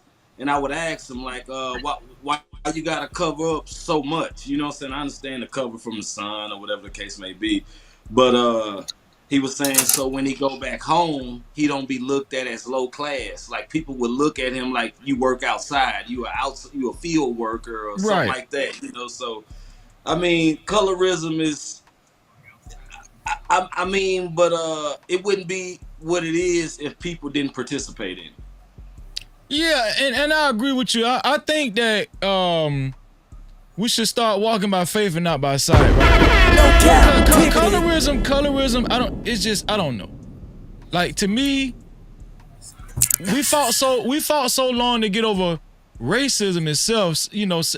We fought so long to get over just being judged by our own race and color of our skin or whatnot. And I do think this is where we should implement slavery, right? A lot of people say, well, let's forget about slavery. Let's not talk about slavery. No, there's a place for slavery. There's a place to talk about slavery. Now, I don't think we should lean on slavery. But before I do that, Super Chat! Shout out to Embrace the Grace, $5 Super Cap. She said, how can we expect them to stop being racist against us if we are the most racist against ourselves? No cap. Cap-tivity. Excellent point. Excellent point. Embrace the Grace. Thank you for that. I really appreciate it. One of these days, I'm gonna convince Embrace the Grace to come up here. Shout out to Embrace the Grace for helping us keep the lights on. Thank you, Embrace Grace. Thank you, Sid. But yeah, you know, so it's go ahead, next level. But you know, it's kind of real bad, and like you say, in the Caribbean community, or even the Latin communities, like Brazil and even Colombia. Like you have to. I want to say, I don't know if it is like that now, but I want to say I've seen documentaries where they used to make the dark-skinned people like stay on the outside. You know, like you can't. I don't know, like they had their own like area in Brazil and stuff. I don't know if it's still like that, but like they're not just scattered all throughout. Like they got their own area. I don't know, but I mean it's bad. The thing about it is, right? I hear a lot of these conversations, and the stereotypes are getting worse. Light-skinned people shoot better three-pointers. Dark-skinned people make better running backs. It just get crazy. It's getting crazy, right? Light-skinned men dicks is smaller. Dark-skinned men dicks longer. It just get crazy, you know. And then let's say no Diddy. No Didderson, Jesus Christ. No Didderson. But this the thing. No Diddy. Do we really believe this shit? This shit is starting to get like the Boogeyman and Santa Claus. Like, how relevant, how true is this? Is there any scientific fact that light-skinned people are just nicer? I mean, what I'm saying, this is what I'm saying. Do y'all think white Jesus played a part in this? Let anybody can go. Do y'all think white Jesus played a part in this? Yes. Let me get that. I'm gonna let the Blade Will Never Die go, and then I will trickle down. Go ahead, the Blade Will Never Die. All right, so this is where I talked about Hellenization, where colorism first started, right? So Alexander the Great had a manifesto that he wanted to subjugate or colonize the whole world. So what he didn't put people in slavery, but he would change their art. So everybody's deity would look like them. So if you were in Asia, the deities would look Asian. If you're in Africa, the deities would look African. But what he did, he changed everybody's deity to look white. So that's why when people are trying to bleach their skin white, they're trying to get closer to God, right? And then you see Caesar Borgia with the Jesus Christ, right? That was commissioned by Pope in Rome, right? So subconsciously, right, to have white skin is to be closer to God. And that's and that is the point. So to your question, right, can you repeat the question again, please? Has white Jesus had a profound effect on why we care so much about colorism? Why has had a huge effect on us? I wanted to expand not only onto white Jesus, but to Buddha, to Krishna, to all the other deities, because when Alexander the Great subjugated Asia and also subjugated the Middle East with the Arabs as well, right? They commissioned all paintings to be painted in white skin. So that's why we have this situation where everybody around the world is trying to bleach their skin to be white or try to be closer to the European. And I'll pass the mic on that. Anybody else want to get in? Can I piggyback off of the Blade and Never Die? Go ahead. Next level. I just want to say to piggyback off that, it ties right into what he said, because it's a like he said, that was the plan, and then it became it became a mental implant on people, but far as like whitewash you, far as in images, in television, in what you see, far as toys and everything. Ever since you was little, like colorism has been a thing, and it's just you got to unlearn to relearn and stuff like that. That's just how I feel about it. Anybody else? I just wanted to say this really quick. The true meaning of colorism is actually the Hellenization, the Hellenization of artwork. My bad. Go ahead. Hold on. Let me mute this. Go ahead, Trey. Freeze, I have a question for you. Go If ahead. based off what I'm hearing, then the stories about my cousin Jesus in the Bible are not true. Then all of it's a lie. No It's all a captivity. lie. Well, all you got to do to verify that is just go. I Right. encourage everybody to go to Revelations first chapter and just go to the 13th through the 15th verse and it'll tell you everything. But it turns out so, Trey yes, yeah. But so, go so ahead, Trey. no, so with that, I think we suffer from that syndrome from shit coming out of our slave and Willie Lynch dynasty that they set. We still playing house Negro and field Negro, and we all are in the field really, no matter what complexion we are. They'll sprinkle a few of us up there, but the higher you move up, you better shave your damn mustache and beard. That's who you know who's going to go back and two-bob your ass. So you got to be careful on how you think that you can move through this dynamic of being a black man or black woman in America. It just amazes me that we're talking about I don't understand how the complexion comes into play, but we still fucking the same rate. Our rates ain't gone down, and our babies are starting to No come captivity. burnt black, blue to high yellow. You know what I'm saying? It's just that you have to embrace your complexion. That's what make us the greatest thing on this planet. Embrace that shit. We all got the big noses and the big lips and the fat ass feet and sausage toes. We all black. You know what I'm saying? So what it is we the most beautiful creature on earth. Embrace that shit. Drip, So what do you think? What kind of effect white Jesus had on us as far as how we feel about light-skinned people versus dark-skinned people? You think white Jesus played a big part in that, Drip? No. Why you think that, Drip? No captivity.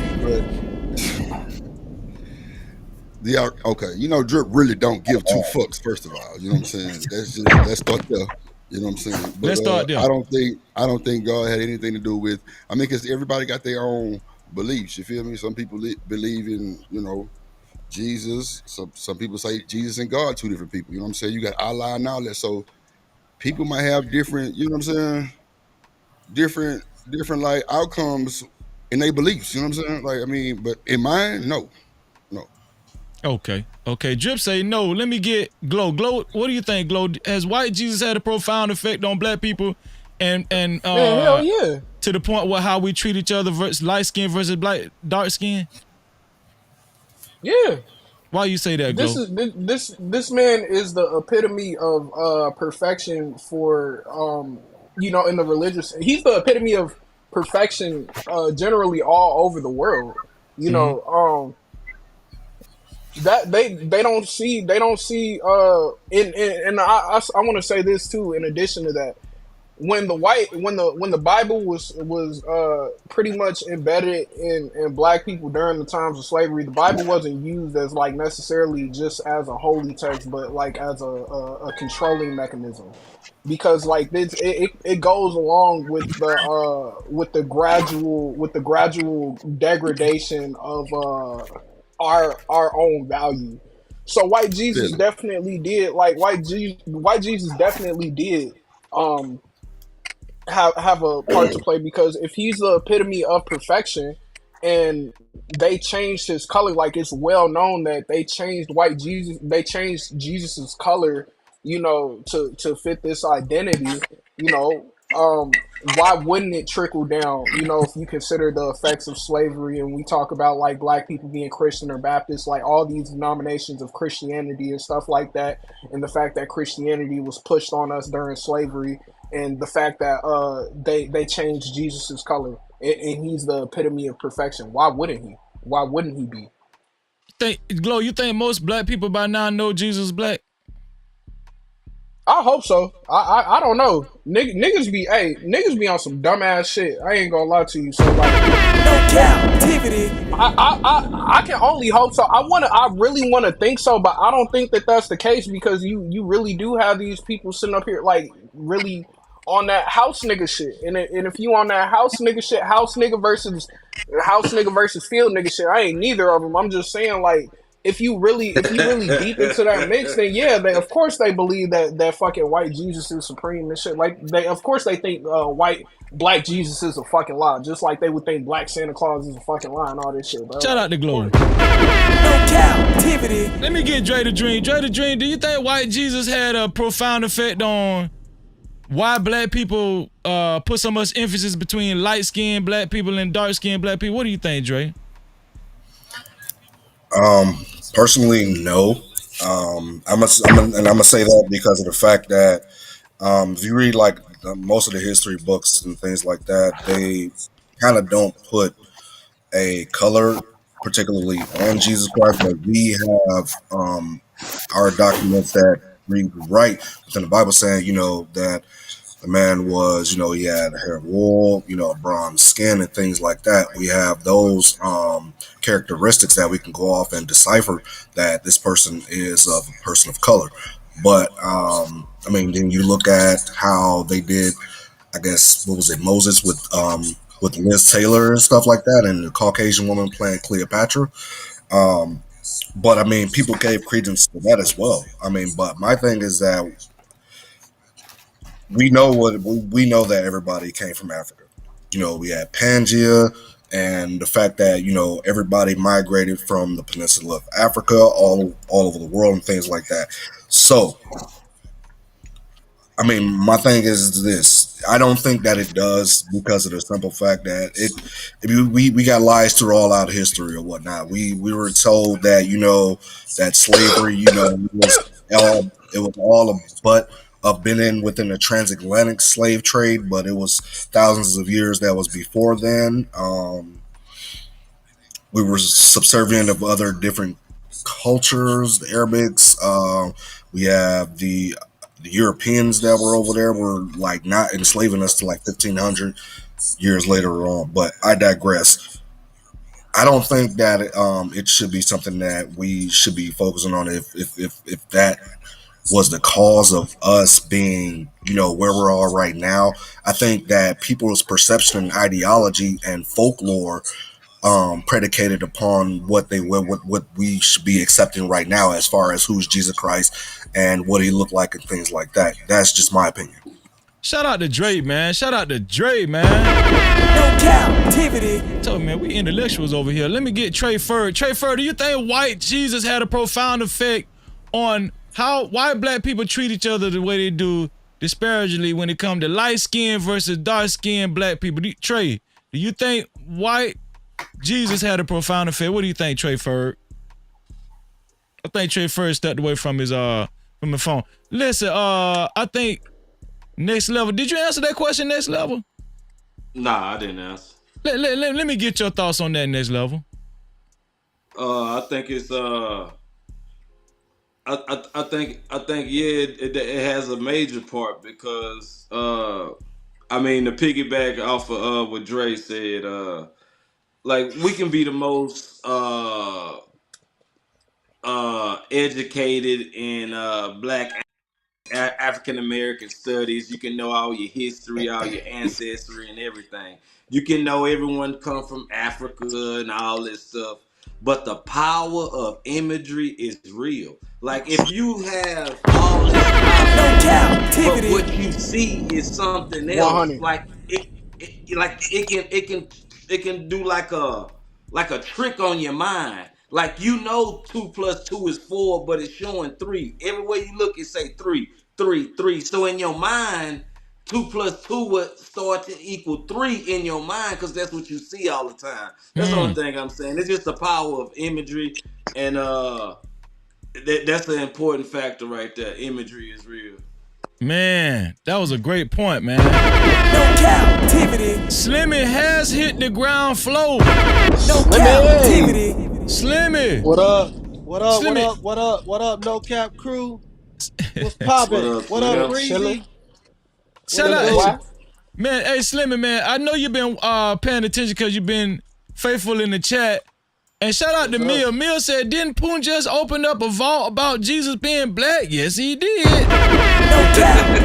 Slimmy, do you think white Jesus had a profound effect on why black people treat each other different when it comes to light-skinned black and dark-skinned black? Do you think white Jesus is a major perpetrator? What do you think? Absolutely not. Oh, there you go. Why do you think so, Slimmy? I knew Slimmy was coming up here to stir the pot. No. Like what play? I would say slavery. Actually, chattel slavery played more part in that because you had house niggas and you had field niggas. Mm-hmm. Like that played more of a part than anything. Like if you read the Bible, then you already know that Jesus wasn't white, so that was irrelevant. Nobody ever thought that white Jesus had anything to do with anyone being better. They just looked at this shit and they just be like, okay, that's not what Jesus looks like. But they kept pumping out that image. So nobody that never had anything to do with it. What fucked black people up is slavery. Like because you had the light skin people had white Jesus in their house though. You say what? Yeah. Hey, and Slimmy. I brought up his point. Had images of white Jesus in their house. They had the Last Supper and all this stuff of white Jesus in their house. Yeah, so but kids, it don't matter what they taught in Bible study and all this stuff. So when I come home, I still see white Jesus. Well, that's the only image of Jesus that people had. That's the only image they had back then. Like, no, that's not true. That they wouldn't have opened that vault in Russia if that was the case. They kept it from the world. One band, one sound. One band, one sound. Go ahead, Slimmy. Wait. My bad. No, that shit had nothing. That shit did not have nothing to do with whether black people like the light skin or the dark skin either anymore or any less. Yeah. Oh no. See, he said when he threw the white Jesus, I was just saying that had something to do with black people not liking like themselves more than the like white race. That's no. I mean, when it comes to colorism, I think that's a race thing. Like a dark skinned black dude can't compare to a dark skinned Asian. I think. Do dark skinned people got better waves? I'm just joking. Yes, we do. Yes, we do.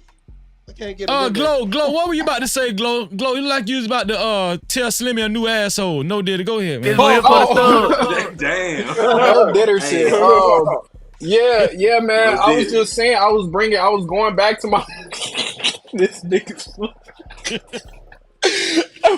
I was just about to go back to my point that like if slavery fucked us up and one of the ways that they controlled us during slavery was through religion to have like that mental shackle, why wouldn't it be true that white Jesus being represented as the epitome of perfectness in the Bible for these white slave owners to teach their slaves? If you think that slavery is, that's a misconception. Like they didn't. That's a misconception. They didn't weaponize religion against us to make us be slaves, or that what they did was they changed the actual Bible. It's a slave Bible. I know. That's what I'm saying. You're proving my point. I know. I mean, I guess I didn't put it in full context, but that's what I'm saying is not go. That's not proving your point. That's not proving your point. The thing is, it is proving his point. The thing is, they gave them that slave Bible and they read them those slave scriptures. They took out the most poignant parts of the Bible. They took out the parts where it was saying that you could actually be saved. They took that stuff out of the Bible, bro. Like it wasn't. But that's still Christianity. That still proves my point, though, is that they were using the Bible. They were still using a religious text to control them mentally. And they did that through the white imagery. They did that through the imagery of white Jesus, because he's pretty much the savior of the whole story of the Bible. So you so you was around back then and you saw them giving images of Jesus to slaves. No, but you have proof. You have proof.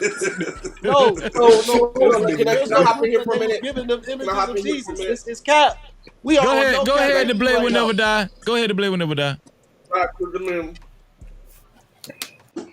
study to show yourself approved. So first and foremost, it's a biblical prophecy that they said they would in the Apocrypha in the 1619 King James Version in the Apocrypha. It literally gave a prophecy that they said they will change the times and dates and the images of Most High and the people. And then on top of that, the Catholic Church created something called the Negro Bible, where they use biblical scriptures to enslave, to keep the people enslaved. They had Nat Turner going around preaching scriptures to the slaves to quell rebellion. That is absolutely using Bible, or let's be accurate as possible, scriptures to keep the people under control. Matter of fact, the Bible Biblios in Latin means to control. Furthermore, when we look at the ancient text of who, because I want to hop on another point where we said that we don't know that the people were black. Oh, come on, man. If you read, well, y'all niggas don't read Latin, but I read Latin, and they classified the Wait a people minute. as Damn, Spartans. like And for they real. classified No, he they said Latin. classify He said Latin. people as swarthy, and swarthy in English means black.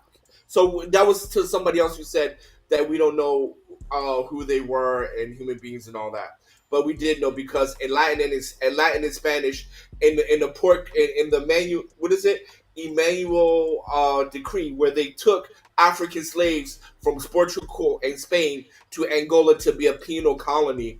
In there is written in Latin that the people were swarthy, which means black. Oh, English word for black. I'm done. So, That's cool, but they didn't weaponize it. Like, they was already using slavery. They already had us bound in slavery. They already had us bound, man. They use biblical scriptures to. Yeah, but I mean, they had Nat Turner going around quelling rebellions. I mean, I don't understand how we cannot say they didn't use the Bible. And I believe in the Bible. That's not what I said. That's not what I said. That is not what I said. I believe I was the only one that said they gave them the slave Bible. It was a slave Bible that was actually written. That's what I said. Yeah, that's fact. It was a slave Bible. That's what I said. Like I said what I said was they weren't using religion to actually damn, I can't remember what I said now. Fuck. No, because and that's where I'm disagreeing with you, because they were going. They had Nat Turner every Sunday visit different plantations to quell rebellion. So that's why I'm disagreeing with you and giving you evidence to the contrary. Okay, that's cool. Well, all right.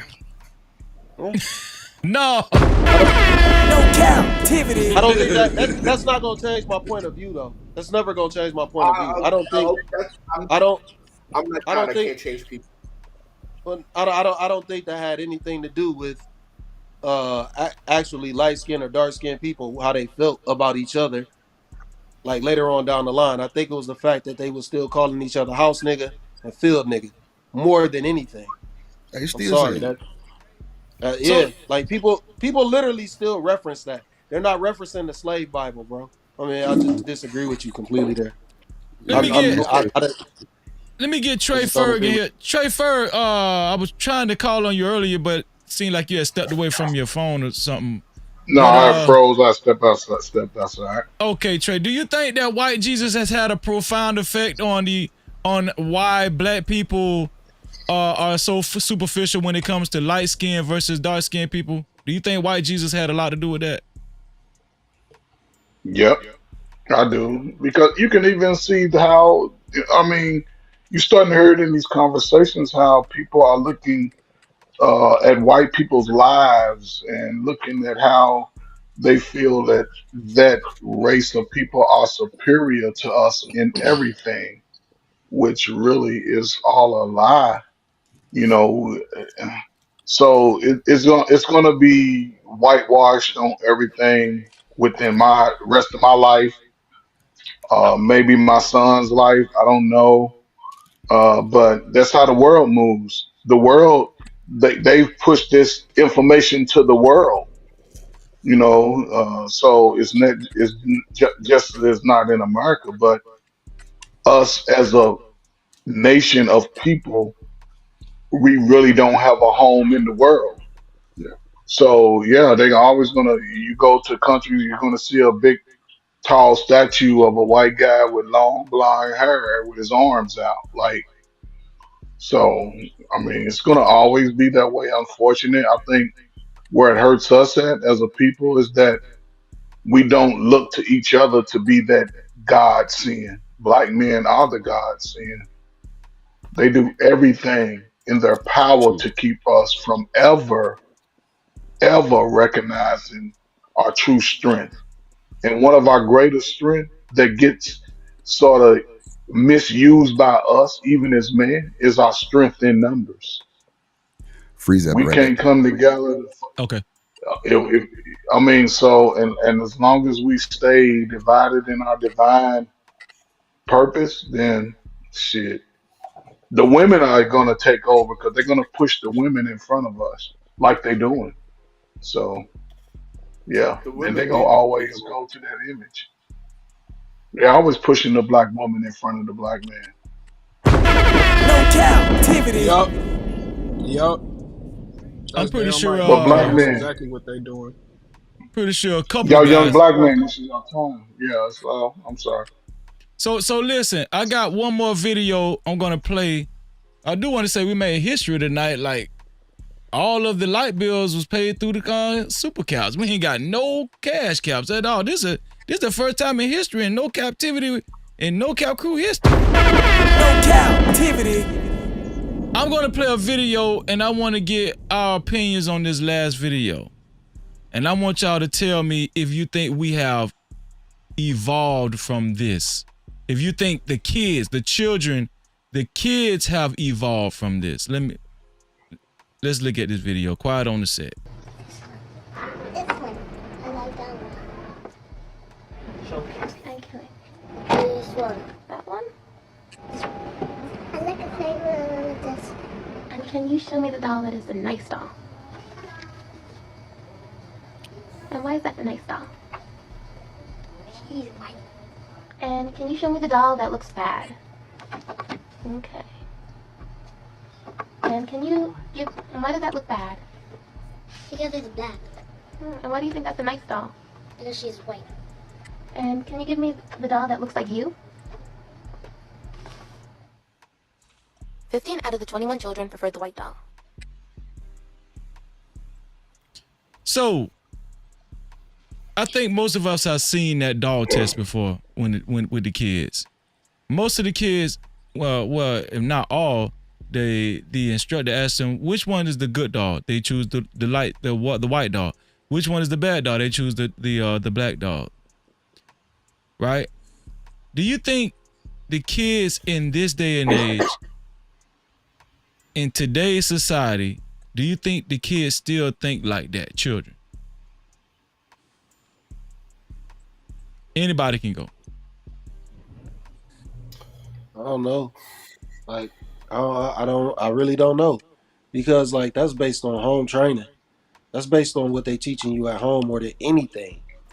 You know, like if your parents aren't teaching you about black images and black greatness and black excellence, well then yeah, the kids is gonna think like that. You know, because they're gonna be influenced by society. But if you at home and you got them and you really in their ear, then no way.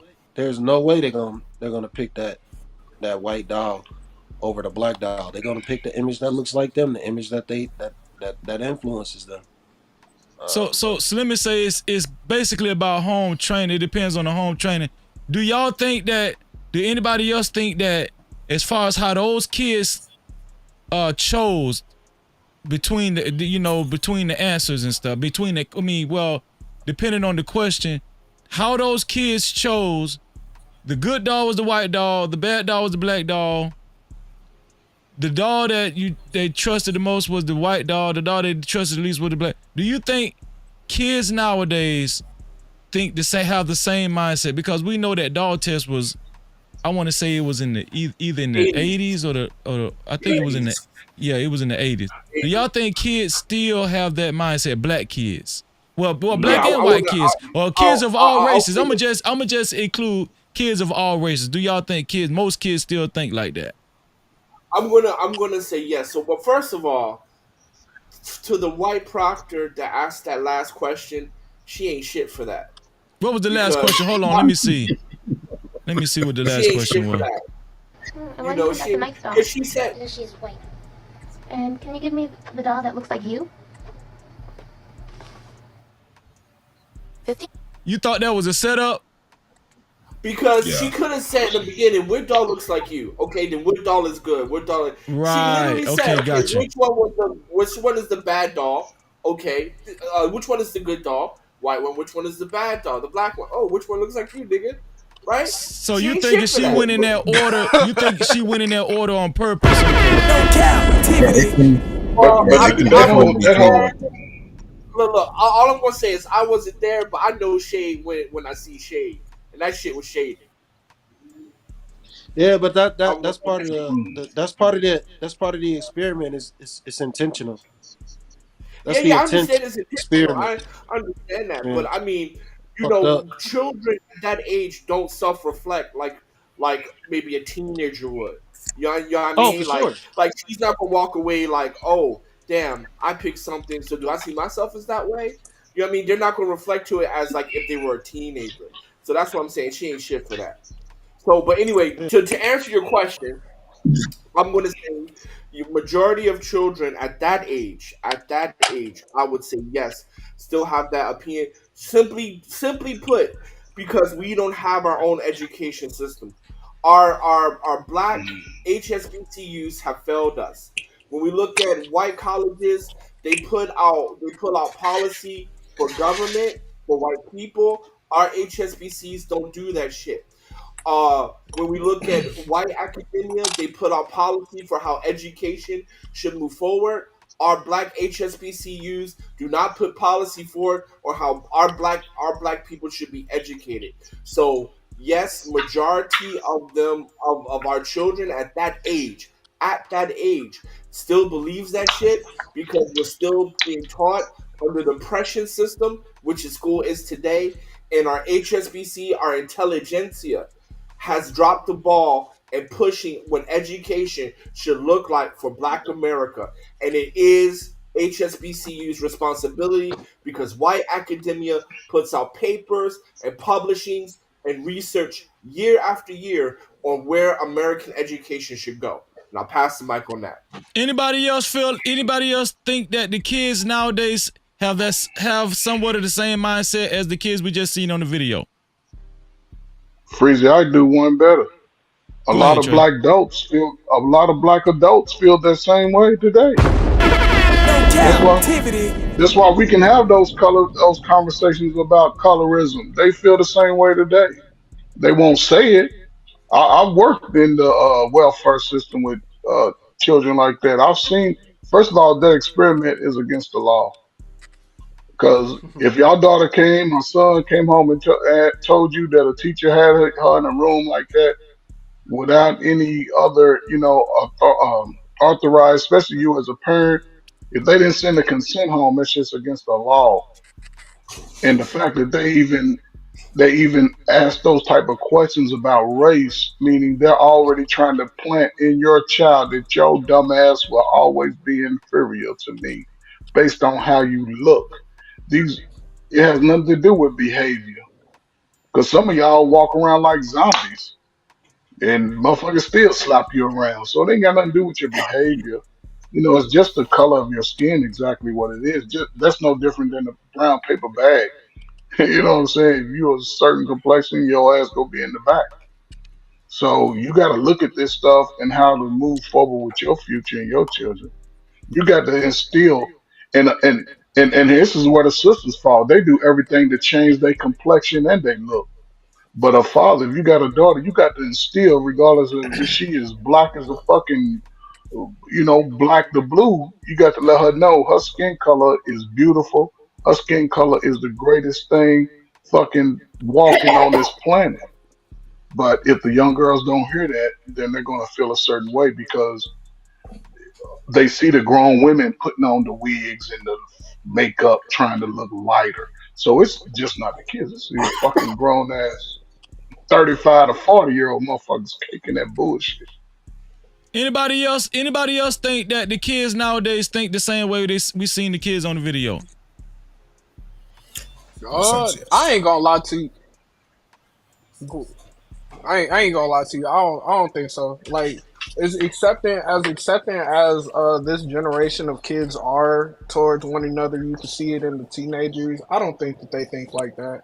I think that even as far, I don't agree with any of the extremist leftist points, but one of the if not the only good thing that came from this is that we are seeing a certain dissipation of racism with and dilution of racism when it comes to these new, or we could say that it's more of a passive racism, more polite racism. But I don't even think that. I really truly think that these kids nowadays are much more accepting in every sense. You know what I'm saying?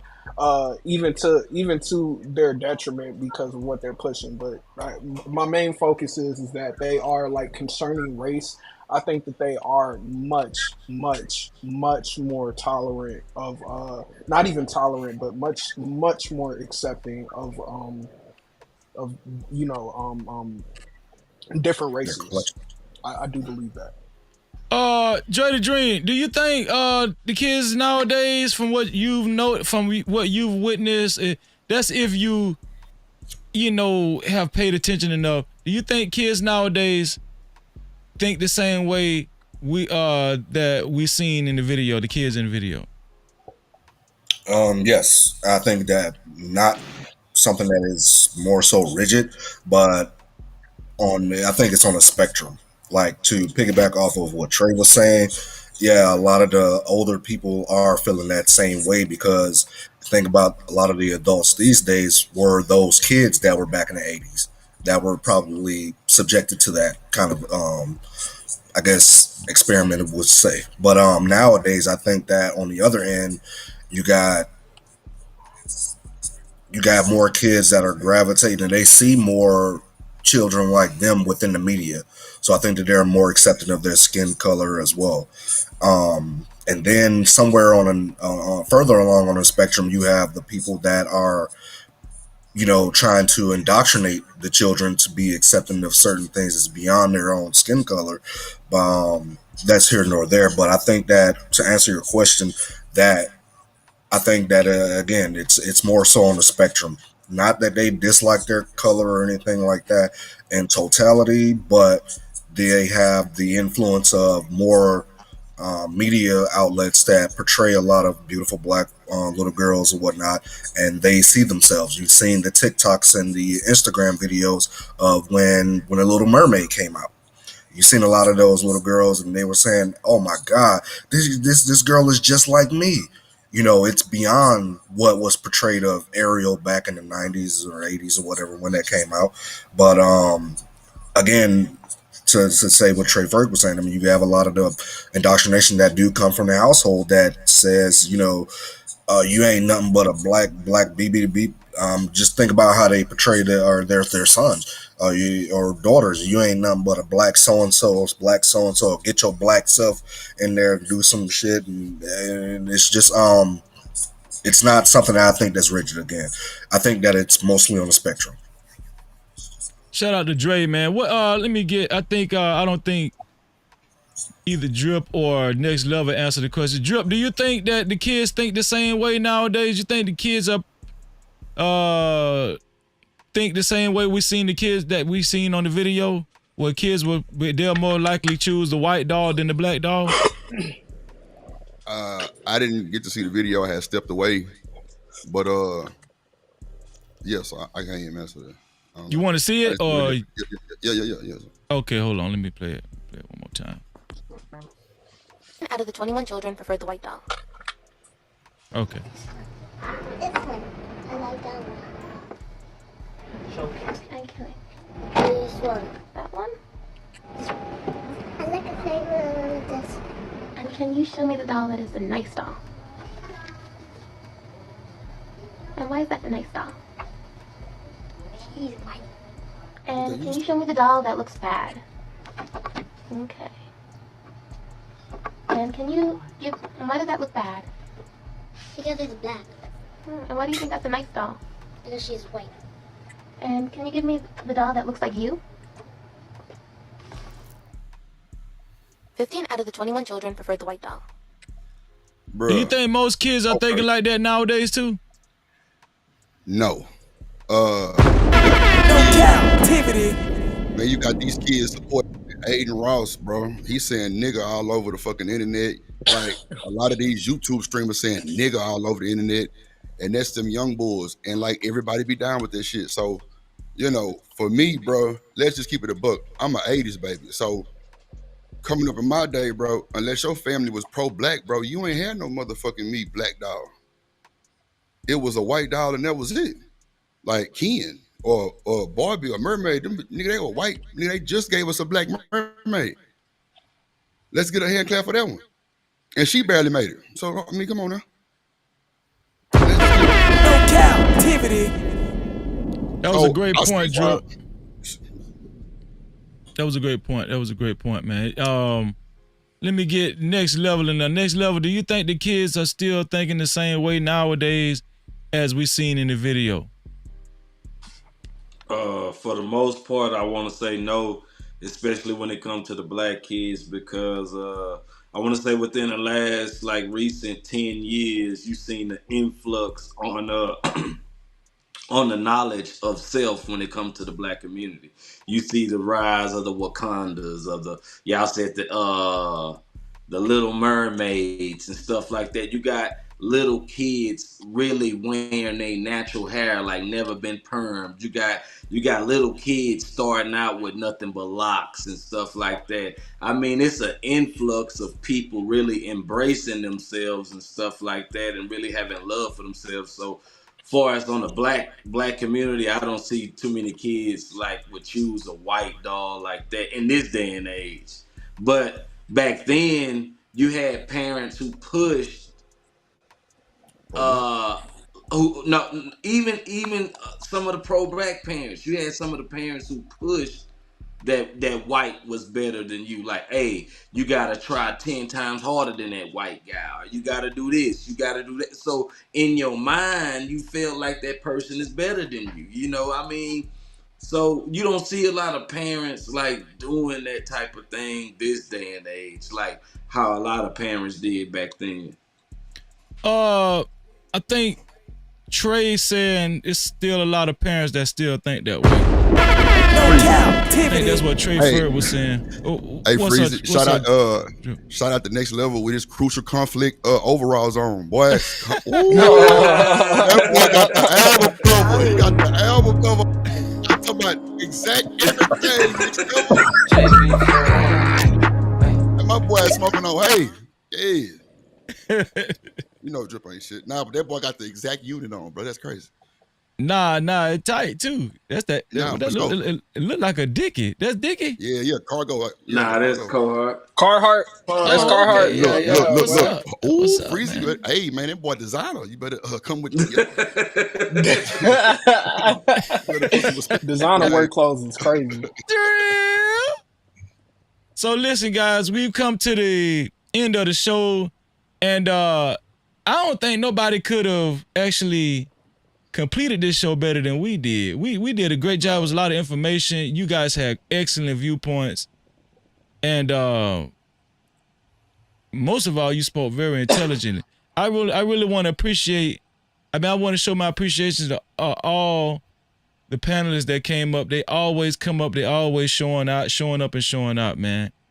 I'm going to close out the show. I'm not going to hold y'all. And anybody else got some? Just if anybody want to jump in and say anything else pertaining to the subject? I do got something to say to the people real quick, because it's something that I've observed, like that I've noticed, and it all makes sense. And I didn't think about it until like a couple days ago. Now, we all know that there's somebody on this panel that likes to get all their words out and make sure that they get everything they gotta say out.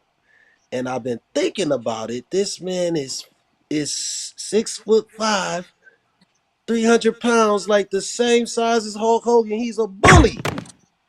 He's a Hiding your hand. bully. Stop hiding your hand. That's how he function on this panel. That's how he function on this panel. He was cool today, but that's how he be functioning. Hot sauce. I'm asking you, buddy. The You a damn blade bully. will never die. Never. Captivity. Never. Y'all got me fucked up. Y'all got me fucked up. So Never. number one, I am not 6'5". I'm only 6'4". Number two, I'm 270. So get it right. And also, can you hang back for a minute? I gotta ask you another question afterwards, Slimmy. Afterwards, I gotta ask you one more question. Oh yeah, for sure. Afterwards. You know, I was Thank you. And then my last words I want to say to all the ladies on the blade: be safe tonight. Yeah. Hey, shout out to them hard workers, man. Shout out to them hard workers. Shout out to $40. Yep. Hey. Shout out to all the $40 man. hollers. Whether you Freezy, light skin or dark skin, love yourself first. Love yourself. No matter what complexion you are, love yourself, man. Treat yourself like royalty, and that shit all work out. Other than that, No captivity. There you go. Appreciate you, Freezy. Appreciate you, fellas. Trey. Appreciate it. What you was gonna say, Glow? Hey man, you know what I'm saying? I think can we after the show end we should chop it up if you don't mind. Okay, yeah, I'll stay out there a little bit. If you haven't hit the like button, man, make sure y'all hit that like button. We need two more just to get to 60. So if you haven't hit the like button, do the algorithm a favor. And let me tell you something. When you hit the like button, it don't just help the No Cap Crew algorithm. It actually help yours too because it shows participation and engagement. I don't think people know that. I think more people need to. I think more people need to understand that when you hit the like button, it's kind of like Facebook. The more you engage, the more Facebook will shoot your posts up in the algorithm as well. So hit that like button, man. Hit that like button. And also, let me see. Y'all do what Miss Piggy said too. She said support the channel by sharing this live. I think a lot of people need to share this live because there's a lot of information given out, and a lot of people need to see this. Black, white, Hispanic, Native American, it don't matter. Asian, it don't matter. East Indian, it don't matter. Arab, it don't matter. Everybody need to see this because, as we stated earlier, colorism it affects all races across the board, right? And even hot sauce, the Blade Will Never Die gave us some pertinent information as far as with the Asians. We didn't know. I didn't know Asians was actually bleaching their skin to that magnitude. And I appreciate your hot sauce for sharing that, man. I appreciate that. But yeah, make sure y'all share this live, man. And also, it's time for the benefit. What'd you say, Drip? Drip been having you on the show every night, like no bullshit. Oh, don't worry about that. I got you, bro. I got you. Let me see. I've been sharing the fuck out your video. I appreciate that, man. Let me see. This is the benediction right here, coming to us from 1 Samuel 16th chapter, 7th verse. And the Most High says, but the Lord said to Samuel, do not look on his outer appearance or on the height of his stature, because I have rejected him. For the Lord sees not as man sees. Man looks on the outer appearance, but the Lord looks on the heart. No captivity. You want to know how to make a good choice in a husband or wife? You want to know how to make a good choice in choosing a trustworthy business partner? Huh? Pay attention to their character and their heart, not the way they look. Okay?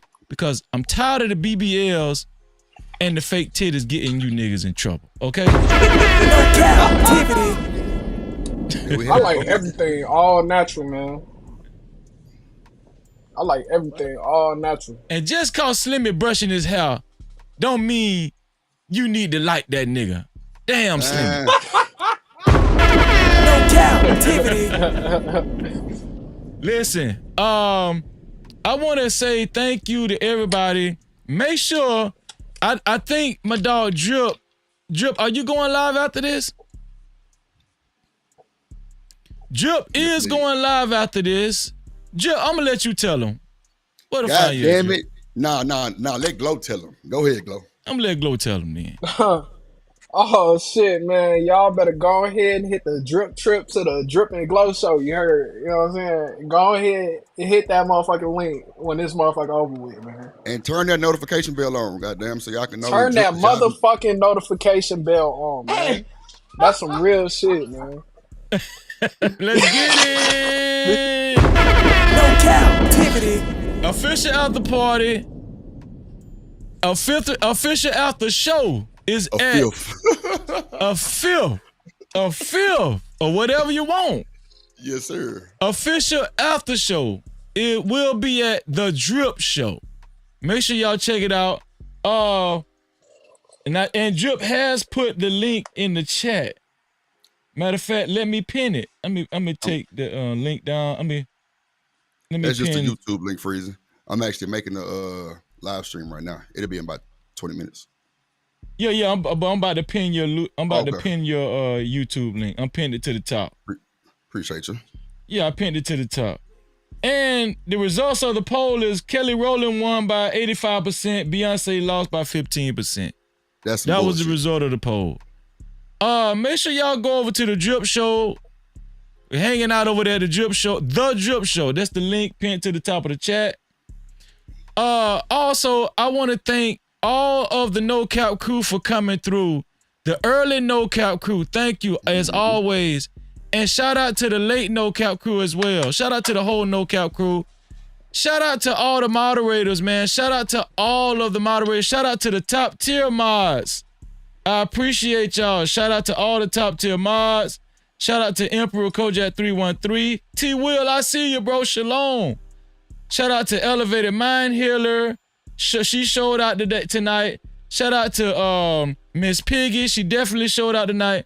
Shout out to Miss Randy B. She showed out tonight. Shout out to McColl's Wellness and Motion. She showed out tonight. Shout out to all the top tier mods, man, that showed out tonight. I really appreciate y'all. Shout out to your car. He always showing out, man. All the top tier mods, man, that showed out tonight. I appreciate y'all. Okay. No captivity. And listen, like Miss Piggy said, also to be a part of the No Cap campaign, you could always share anything you like about this platform to any one of your platforms, right? That you see right there to your right? To any one of your platforms, share this live stream to any one of your platforms. Anything you like about this platform, share it to any one of your platforms. And after you share it, right? What you need to do is screenshot it and send that screenshot to freezy76@gmail.com. That's freezy76@gmail.com. It's in the chat. I appreciate y'all for being a part of the No Cap campaign. Dang, what my bum? No captivity. And listen, we about to get up out of here. And I want to say this again. Emperor put his gaming channel in the chat as well. He put his link in the chat. Make sure y'all subscribe to Emperor's gaming channel. His link is in the chat. 907 Good Eats. Make sure y'all go subscribe to 907 Good Eats. 907, put your link in the chat. Make sure y'all subscribe to the Drip Show. We're about to head over to the Drip Show right now as we speak. Make sure y'all subscribe to Next Level, MFA. Make sure y'all subscribe to Next Level's channel. If y'all see Next Level's link in the chat, make sure you subscribe to it. If you see his name, just click on his name and it'll go straight to his channel. Who else? Let me see. I don't want to miss nobody with channels. You know what? Rule Black, the Crypto Rule podcast. Make sure y'all subscribe to him, man. Rule is on that crypto. Yeah, Rule is on that crypto. Make sure y'all subscribe to Rule Black's channel as well. And let me see. Let me go up a little. Let me see. Oh yeah, Hassan. Hassan Ta'ir. It is what it is. TV. Make sure y'all subscribe to my dog Hassan's podcast. I'm trying to plug everybody. I think that's it. Let me see. If not, just put your link in the chat if you know, it don't matter. So, we about to head over to The Drip Show. This has been an excellent live stream. And y'all know what I always say. To free yourself, you must heal yourself. And until the next time, we out of here. Let's get. Yes, sir. Hey. No captivity. Let's go. Freezy.